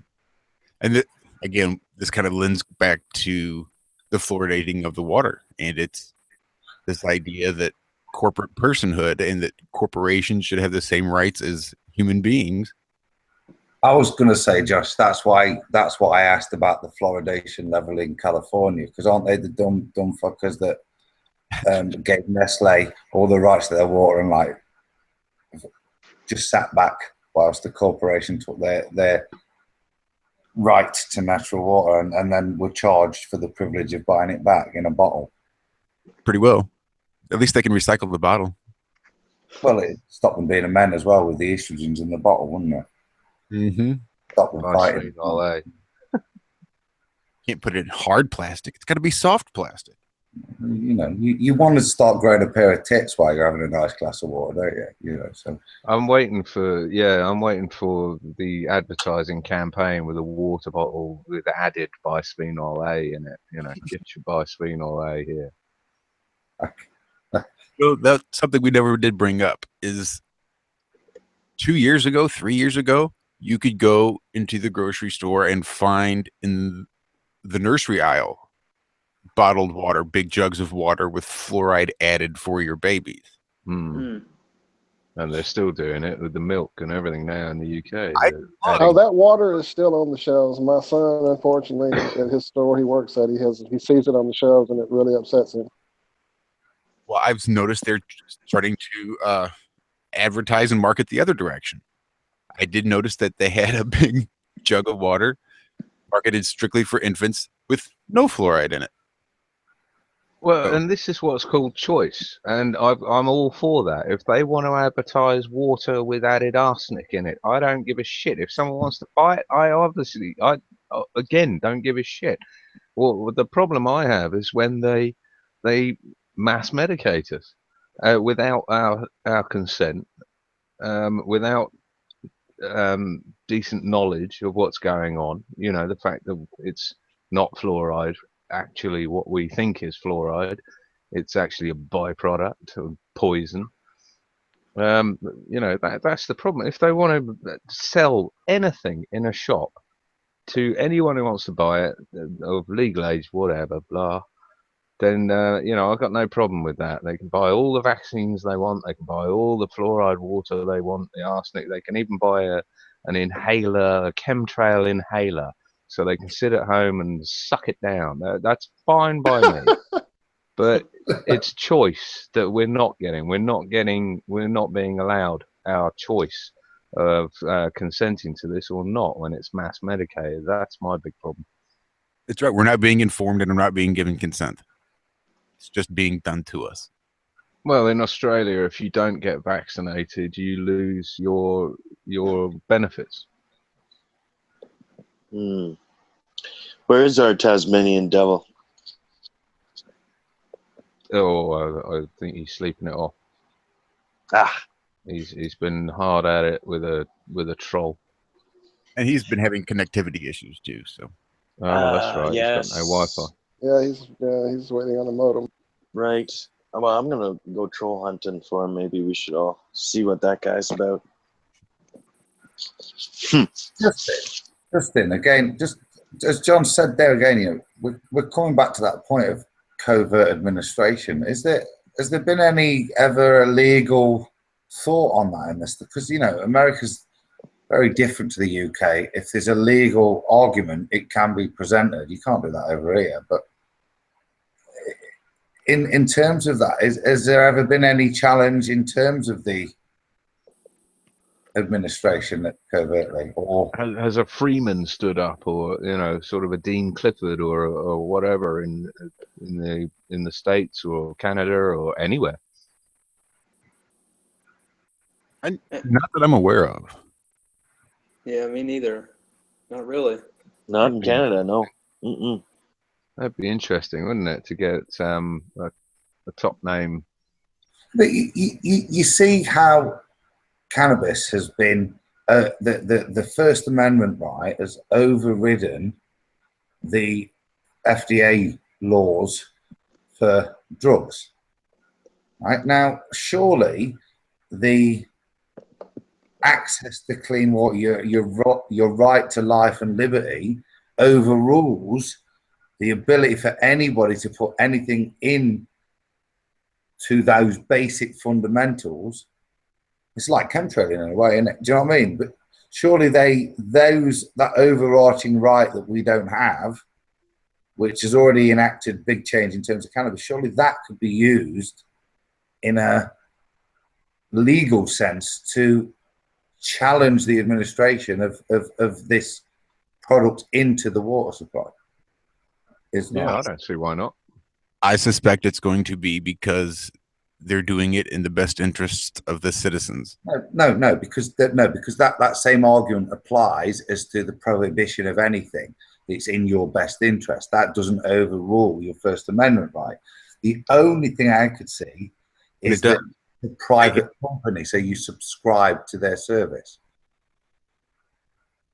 What about the fact that every time you draw a glass of water from a tap or faucet, then it's consent to drinking whatever's in it. If you don't agree with what they're putting in your water supply, then you don't pay it, and you buy your own water and collect your own water supply. I know in some places conditions, John, is outlawed as well. Well, I mean, they say, you know, like in the UK, they say you're forced to pay the TV license. And no, you're not. No one is forcing you to watch it.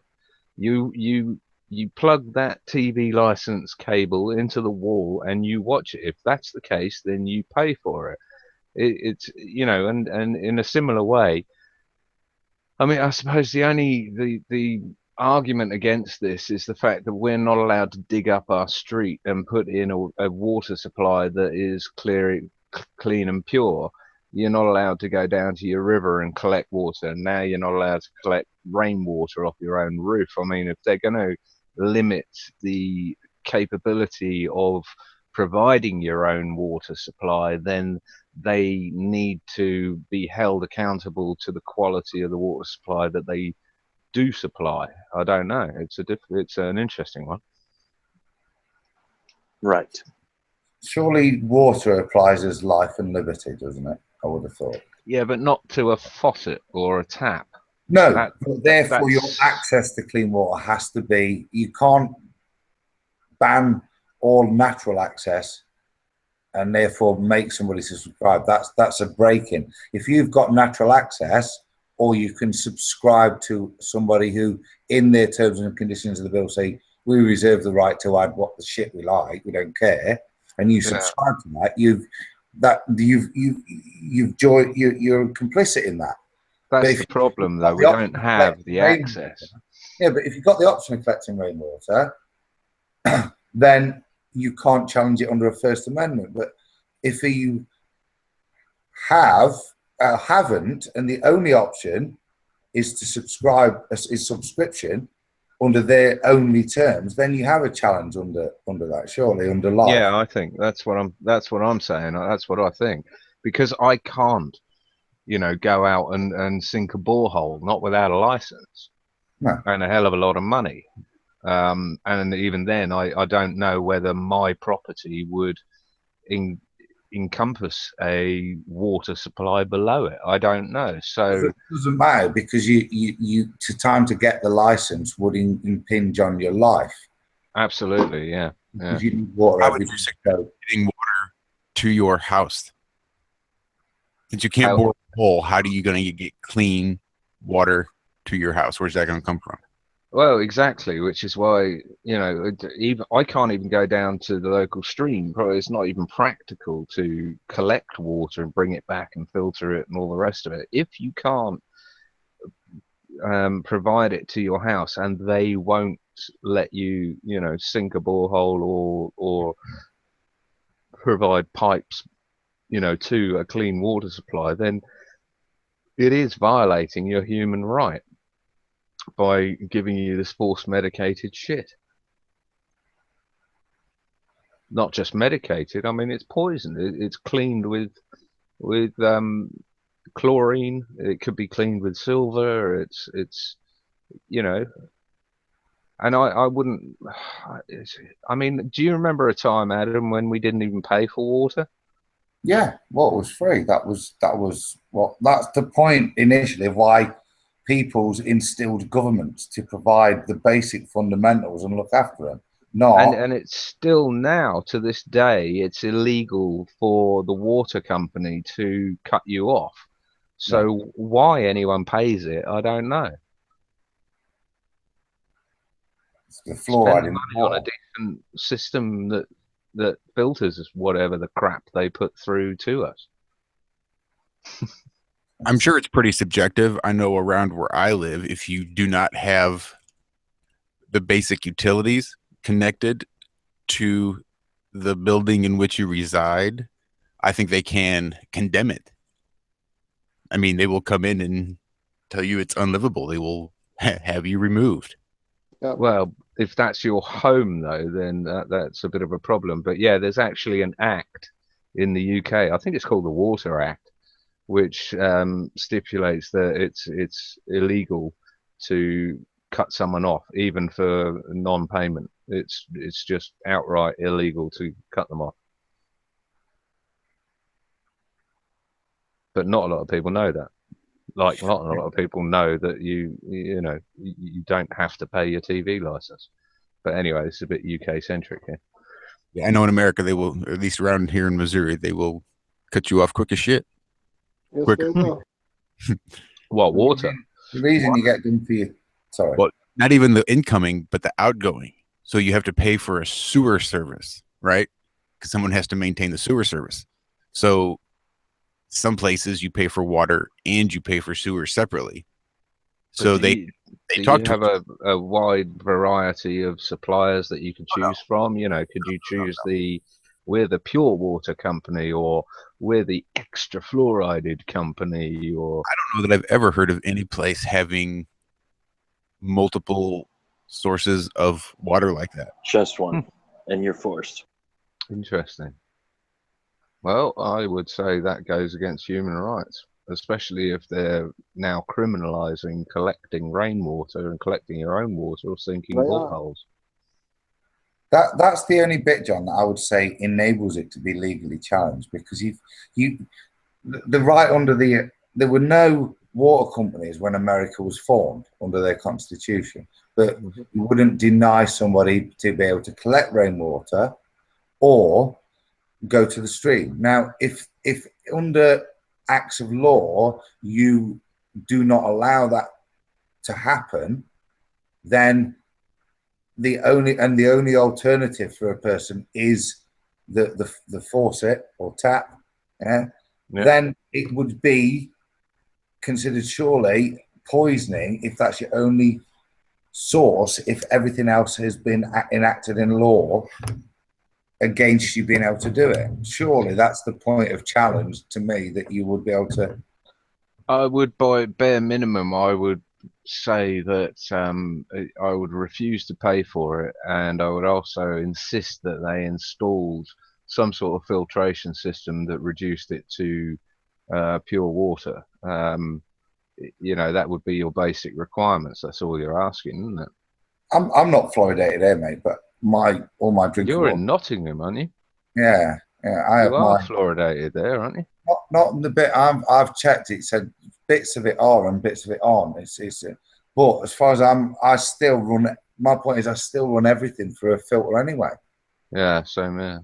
Well, Because, other than the bath water, shower water, that sort of thing, and we and when I'm haven't. brushing my teeth in the morning, I don't. Do you know what I mean? But when I'm any drinking water goes through the fridge filter, out the fridge before it Yeah. goes through me. Just Well, frankly, I'm sure Justin can tell you guys that here, like what he's doing, trying to get people to even see this being an issue. I mean, trying to convince people that we shouldn't even have to pay for water. We shouldn't have to even, I mean, these are things that are basic common sense, basic human rights, but we've been taught that we should have to pay. And, who's going to pave the streets if we don't pay our water tax? And it's just more of the same system we've had thrust upon us for years that people are just so normalized to, they can't see anything else. This is the problem with this group of people, is because this goes back into this sort of law movement and this accepted for value idea, and the idea that we've already paid for all this stuff. This stuff is free. They've just convinced us we have to pay for it again. We've just not been taught how to rightfully discharge the bills that they send us. exactly. Go right ahead. Taken care of. We just don't know how to make the government take care of it for us. It is set up that way for the government to pay to supply us with the water. We just weren't taught how to make them do it, and they taught us how to do it ourselves. Well, here, you just pay your water bill and forget about the idea that you've already paid for it. You have all this money that could be used to live on, to survive. That's what this is. We're here to support you. That's the wrong way around, Josh, mate. The government existed initially to provide the water. They've convinced us of the opposite. The reason governments first exist, you've got a small group of people who don't need a government. This is all there is. When there's so many people, certain basic needs need meeting, so you form a government. And one of those most basic, if not the first reason, is to make sure the water supply keeps coming in. We've all watched I'm a Celebrity get out of the jungle, you know what I mean? It's one of the most basic functions of human life is fresh water. It's a reason for government to exist, if not the first and most fundamental. And therefore to imply that it's not a function of government, to me, is nonsensical. Not that it wasn't a function of government, but this draws on the idea that we all have a certain value assigned to us when we're born, right? And we're all given social security numbers, and it's all kept track of. Corporation created in our name. Right. And we're supposed to be able to draw off of those funds in order to survive, to live, because that's what those funds were set up for. And all those funds were provided for. Unfortunately, most people have forgotten the roots of all law, government, councils, the reason why we put these things together, and who is actually in charge of who, and how to actually use that authority. Yeah, you're absolutely right. We've become the tail wagging the dog, basically. That's it. But I completely agree with you, Adam, that the function of government was for the people. That we created the government to provide for us. Well, provide things that we don't have time to bother, or we've moved on from providing, like water, sewage, collecting the bins, salting the roads. I mean, logistically, we can't all provide our own water, right? Yeah, exactly. Of all the things that government was first ever set up, think of any civilization starting at the would have point been to safeguard the water. Organization was the first resource, the first thing the government would ever be set up to provide. Yeah, water. It's its primary first function that you would set up a concept called government? Why would we need a group of people to tell us what to do? So we've got Water, fresh water so we can drink every day. the water, food, security, health. You know, these are the natural things that we would want a central body to provide. I can survive without food for a few days. I can survive without shelter. I can survive without healthcare. I can't survive without water for more than a day or so. No, absolutely. That's why it becomes after water. I mean, it would be safeguarding livestock. It would be safeguarding your village's field, you know, fields and this sort of things. That's what they tell us we were like. We used to just run around like animals, raping and pillaging as cavemen. I don't believe that for a minute. And no, normally. I think we're a lot more civilized the further back we go. But that's a and sophisticated. Yeah. So, but we've all got iPhones now. I know. You can download an app for that. What do you think about all this, Justin? All this law stuff and what we've been chatting about? No, I think it's pretty much on target for the most part. I'm not really a big fan of what government has become today, because it's no longer, you know, something like you all are talking about. It's not for the people and for those things. Now it's become the opposite.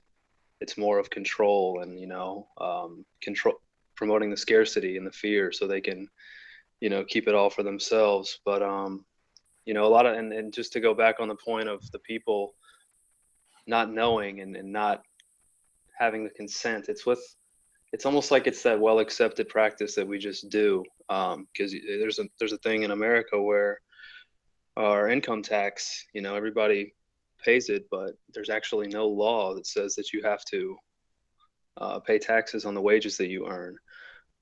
But it's a well, you know, accepted practice by so many people, and you think that the IRS is going to come after you if you don't pay it, so you pay it.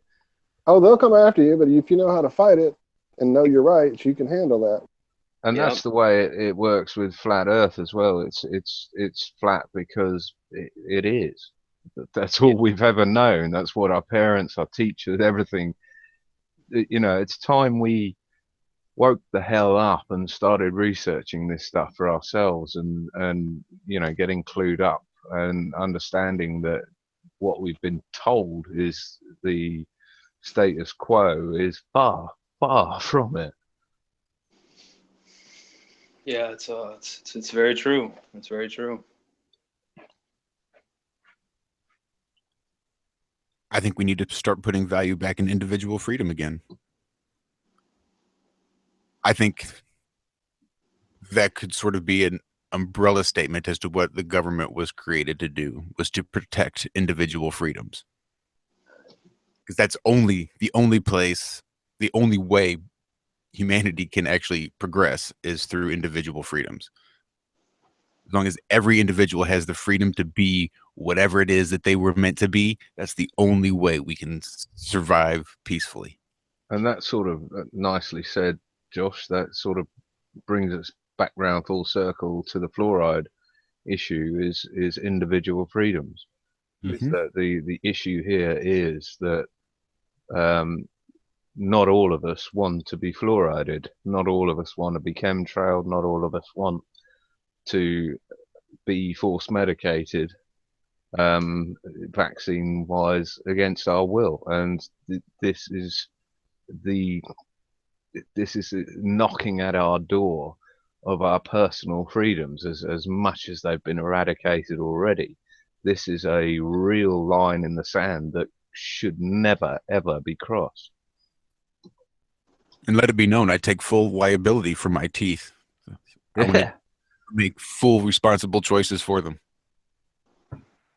And my pineal gland. Right. I don't need the government helping me out there. So just stay the F out.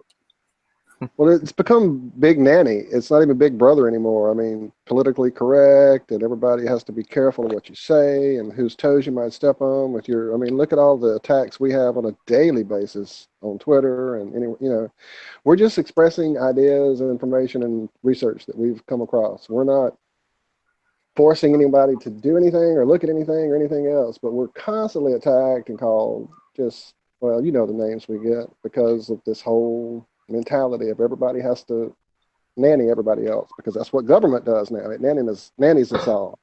Well, people think that water is not a human right, but to not be offended is a human right. And it's just so fucking backwards. I don't get it. I mean, I was surprised, not surprised, but I was annoyed to hear that to get into the States, it's mandatory to give fingerprints. I mean, this goes right back, you know, it's not just fluoride, it's not just the water and the air and the food that we eat. This goes right back to biometrics. And, you know, I know soon the UK are going to be producing passports with biometrics. And, you know, I don't know whether I should derail it onto biometrics, but the, you know, the giving away the fingerprints in order to enter the US basically ruled out the entire US for me. I can't go there anymore. I can't go to Malaysia. I can't go to numerous other places, and soon Australia. There is a story about a guy named Jim Hebben and some time that he spent in jail after having been arrested. And he was telling a story about him giving some fingerprints to the police. And he was always real polite. He's a real nice guy, and he's telling the story. So, you know, he was talking to the cops the whole time as they grabbed his hand and put his hands down and took his prints. And so they printed it off, and these are your four fingers and your thumb, and here's them all of them together. Now just sign here saying these are your fingerprints. And he just laughs at him. He says, "Oh no, those aren't mine. Those are yours. You wanted my fingerprints. I gave them to you. They're yours now. I'm not signing them. Those aren't mine. I gave them. They're yours. Do what you want with them, but I'm not signing that piece of paper." So what do they do? Nothing. What can you do? Force somebody to put a gun to his head? I mean, again, if you're in an airport and you say, no, they're yours, I'm not signing for that, mate, then they just go, you're not coming in. You're not coming in. Now fuck off. Well, that's you're never coming in, by the way. And if you make a scene, we're going to arrest you and trash you and beat you on the floor in front of everyone. I mean, at the side of the road, they can stop you driving off, I suppose. They can take you. You know, these days they can do what the hell they bloody want. Like in St. Louis, literally, we have an airport, and I know that international airports don't operate under the same jurisdictions as the municipality in which they lay. So no, they don't. Who it is that controls the airport security or the airport police? But well, when you sign the visa form, even if you're coming from a country that doesn't need a visa to get into the US, then you're signing a visa waiver form. And that basically takes away all your human rights. You have nothing after that. You're at the discretion of the border control. Hence why they can take your fingerprints by force or just kick you back out and say, don't ever come back. Well, that's what I was pointing to earlier, is that anybody that's going to claim to be a U.S. citizen has forfeited their human rights already. So you want to be a U.S. citizen, don't expect to have rights. You don't get rights as a citizen. Citizens get liberties. Citizens get privileges.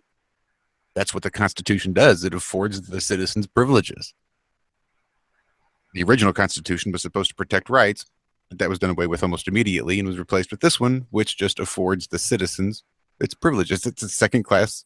It means you have to apply and beg for a license to do something that is otherwise illegal. Everything gets registered, right? You got to you got to, like getting married. Passport. It has to be listed with the king, with whoever's in charge. So what are the solutions to all this bullshit then? Individual freedom. Do we want to see a Berlin Wall? See, I think, again, this goes back to Trump. I think if things happen slowly, it's just going to get controlled again. Yeah. Things are going to truly change until they happen fast. I'm with you, actually, because if drip feeds out, then it just turns back into well, it just morphs back into a light version of the bad version we had before, and then a bad The version of the light Democrats. version, and then a light version of the bad version. And this is the perpetual farce that is voting in these bread and circus political elections. It needs to happen quickly, and it needs to be a clean break. You can't fanny about saying, we're going to ban fluoride and then leave the door wide open for adding other poisons or anything else. You can't. It needs to be swift and a clean total break, I think. Isn't that the interesting thing with, certainly from a UK perspective for me, is that's the interesting thing with Trump, is that if he doesn't deliver the shit quick and effectively, then the political have a mandate to oust him with the kind of bullshit scenes you're seeing in terms of protests at the moment, but in terms of the majority of the population protesting, because I would agree. Has promised so much. He's not said we're going to make changes and not other than we're going to make America great again, which is a strange nonsense. He's avoided a lot of the non-committal statements. He's been quite specific on many issues. Now, that doesn't necessarily mean he's going to deliver what we're talking about, but I think for the next 2 years, he's going to be held to a mandate, hopefully, that shows whether he is just the bloke that was a multi-billionaire who ended up turning out to be president, whether he's just another stooge of the system, or whether what you're hearing little bits about now, whether he's actually been trained for this role to bring about the change. I don't know. No, I agree. And I think 2 years so when you think back to, basically there was the same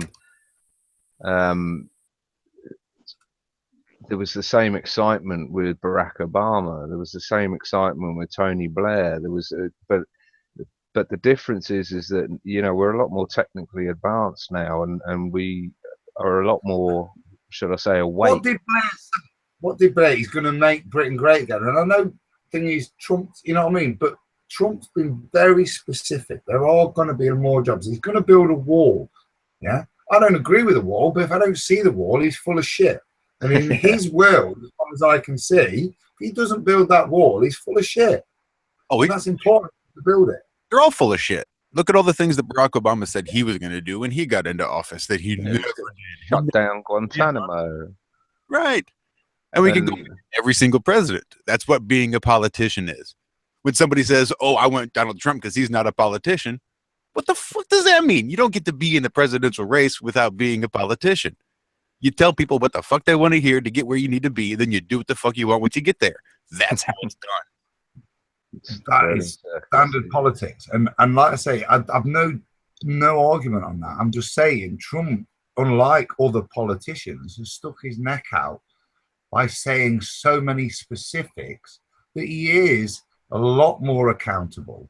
With the press so against him, he has to deliver in certain areas. Now, whether this is orchestrated is a separate matter, but I'm saying over the next bit, he has to deliver, or the level of worldwide and Hollywood hate against him will eventually take its toll. There's a lot of goodwill. Do you remember David? At the moment, that goodwill can disappear.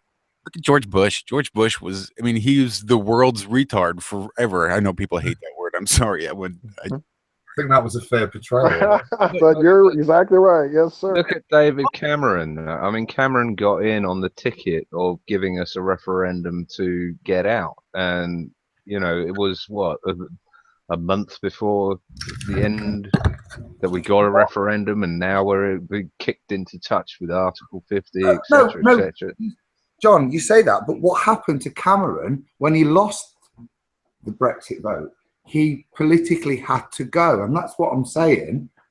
There comes a point politically that because Trump is so mandated in what he's going to deliver, that he is infinitely more accountable of actually delivering measurables other than people who have always talked about.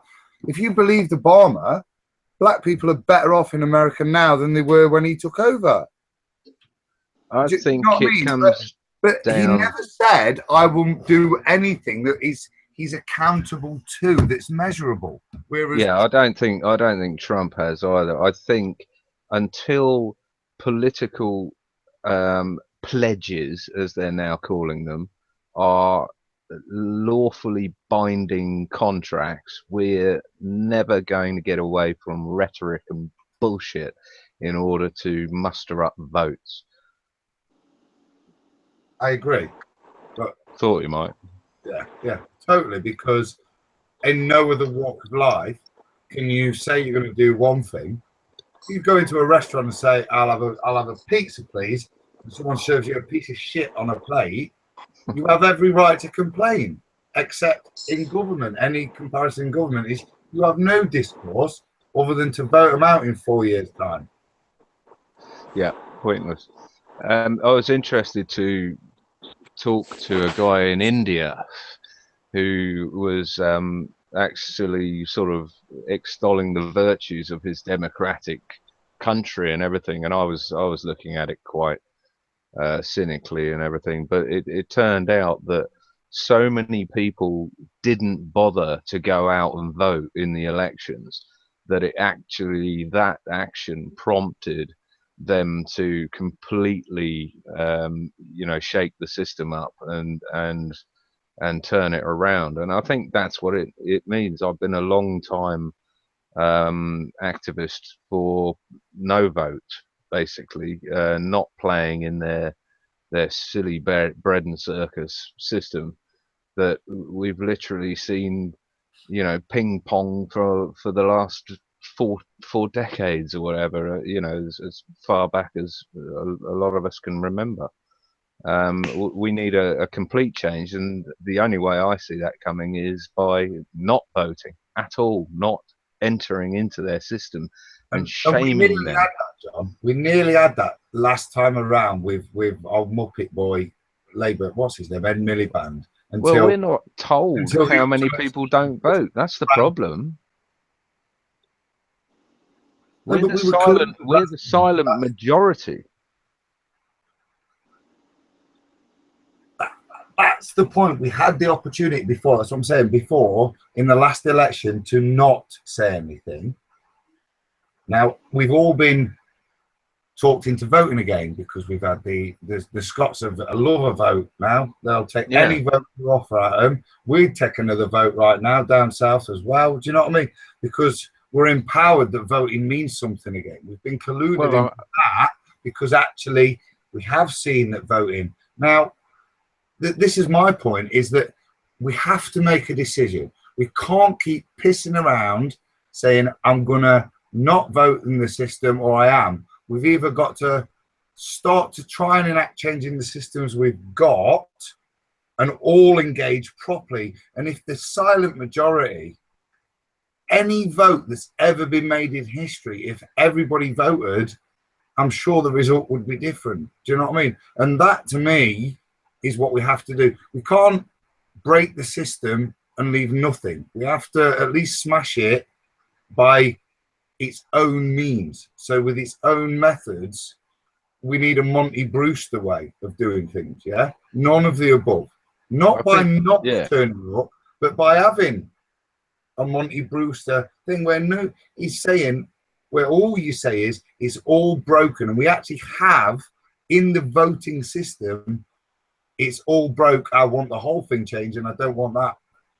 The problem is they control the voting system, and it's their system. And if you decide or consent to play in their system, then you play by their rules. That's the reason why we don't have a none of the above tick box that we can actually register that we're not interested in any of this shit. I think it's going to take a mass non-involvement to, like it happened in India, to buck them, to embarrass them, and we need to pressurize them into releasing the actual figures, and policing those figures that show how many people didn't vote.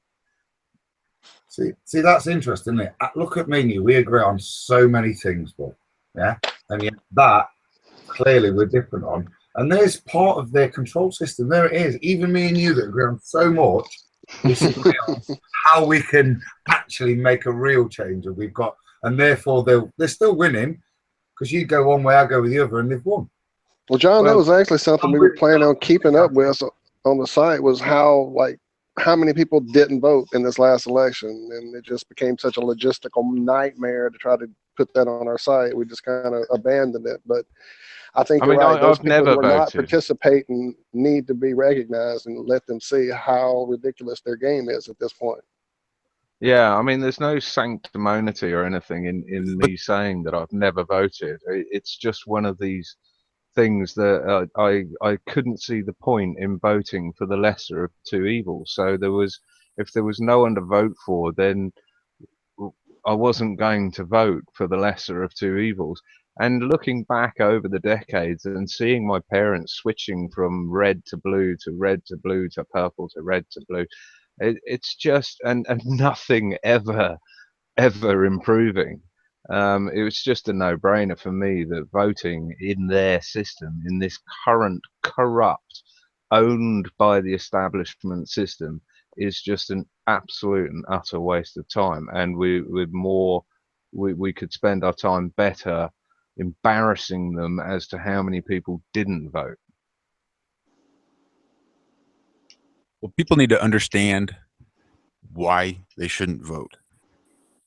Yeah. Right? Just not participating isn't the solution. They have to have good basic understanding as to why it is they don't need a ruler. Yes, I mean, if your chosen candidate doesn't tick all the boxes, then you shouldn't vote. I mean, in this day and age, there's absolutely no reason why we can't have some sort of electronic voting system on just about everything that you're interested in. If you're not interested in it, you don't vote in it. They figured it out for American Idol. You think they could figure it out for the electoral system?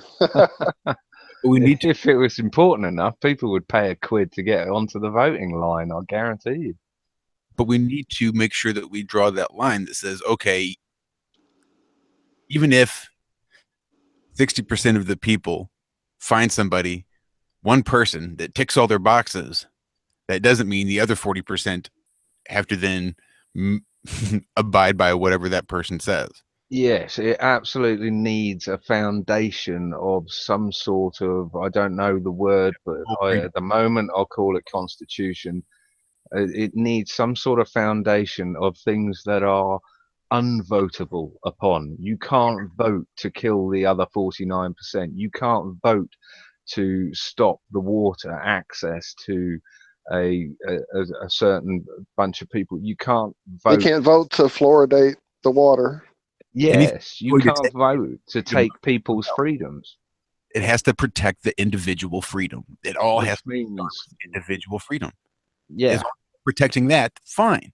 You can do whatever the fuck you want as long as you're first protecting those individual freedoms. Which means we have a list of inalienable rights. I mean, although a list is written down, I mean, these are common sense things. You should be allowed to survive. Be able to list them. The list is whatever the fuck I want to do. I don't need a list. The list is whatever the fuck I want to do, as long as you're not harming anyone else. Yeah.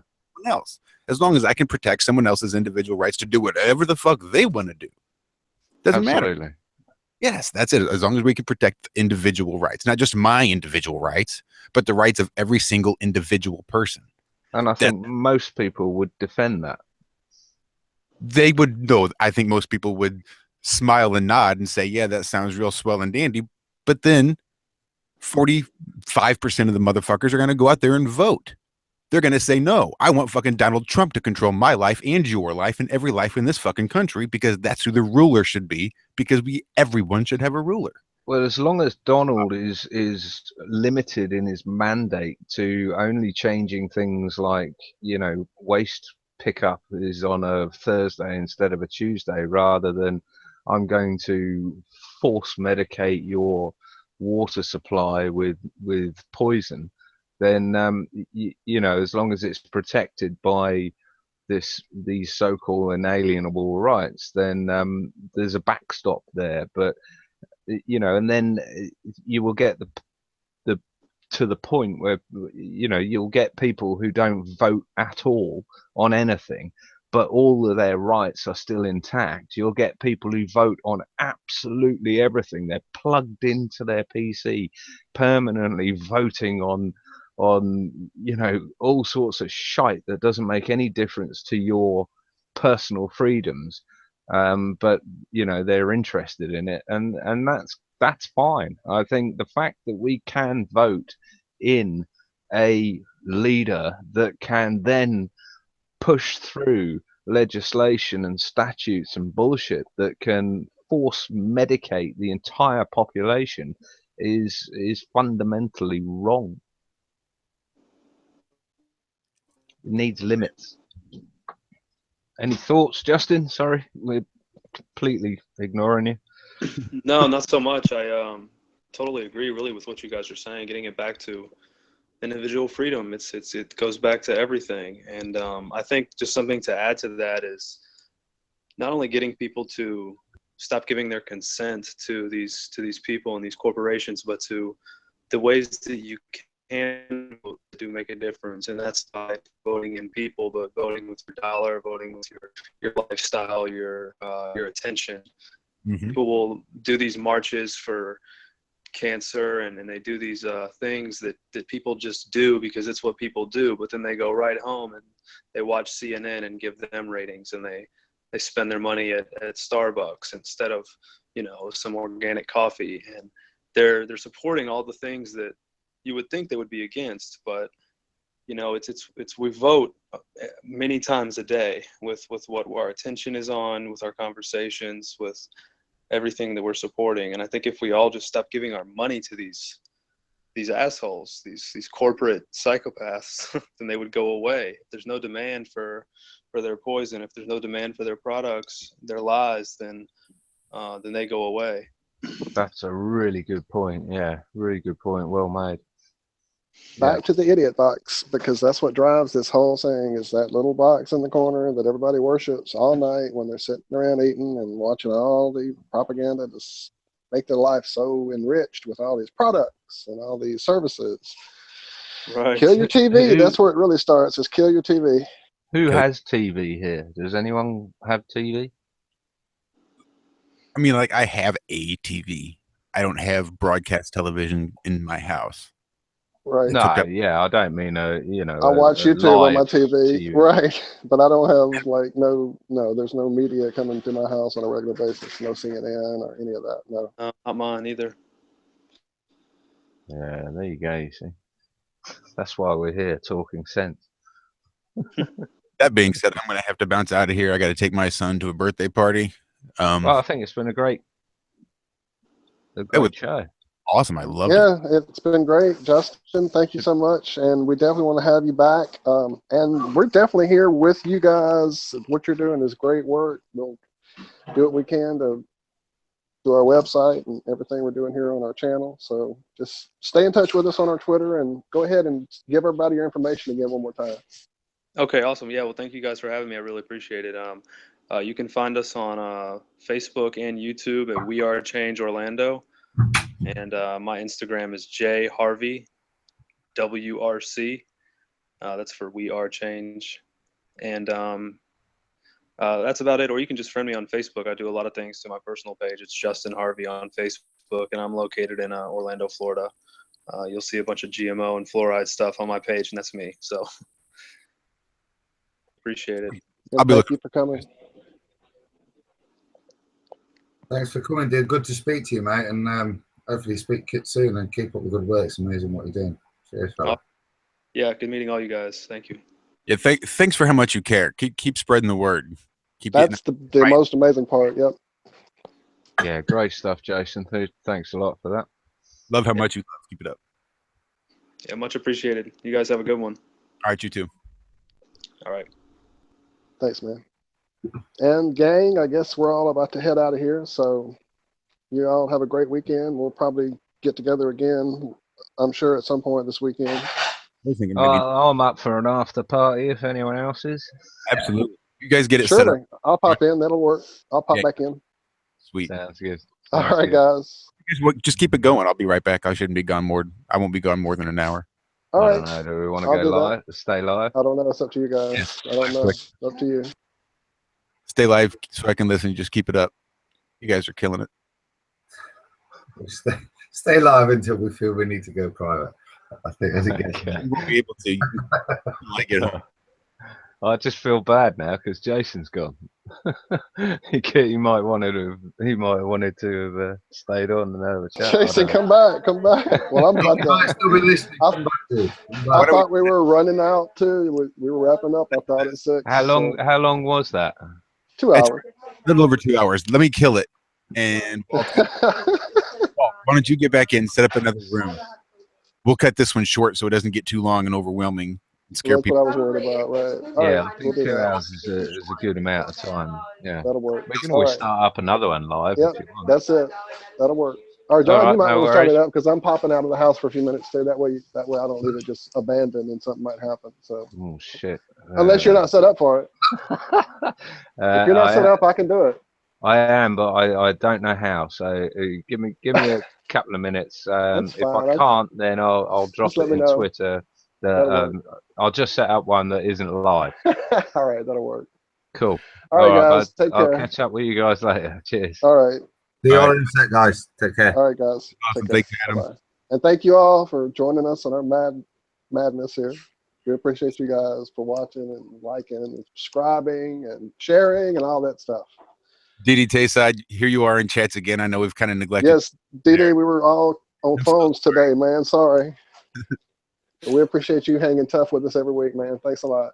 But yes, Didi, everything is connected. It is all connected. Oh, yes, it is, for sure. For sure. This has been Iron Realm Media Podcast. Thanks, everybody, for listening. We're going to end this now and probably pick up again later, so be looking out for that video. We'll just be having a good time. Thanks, guys.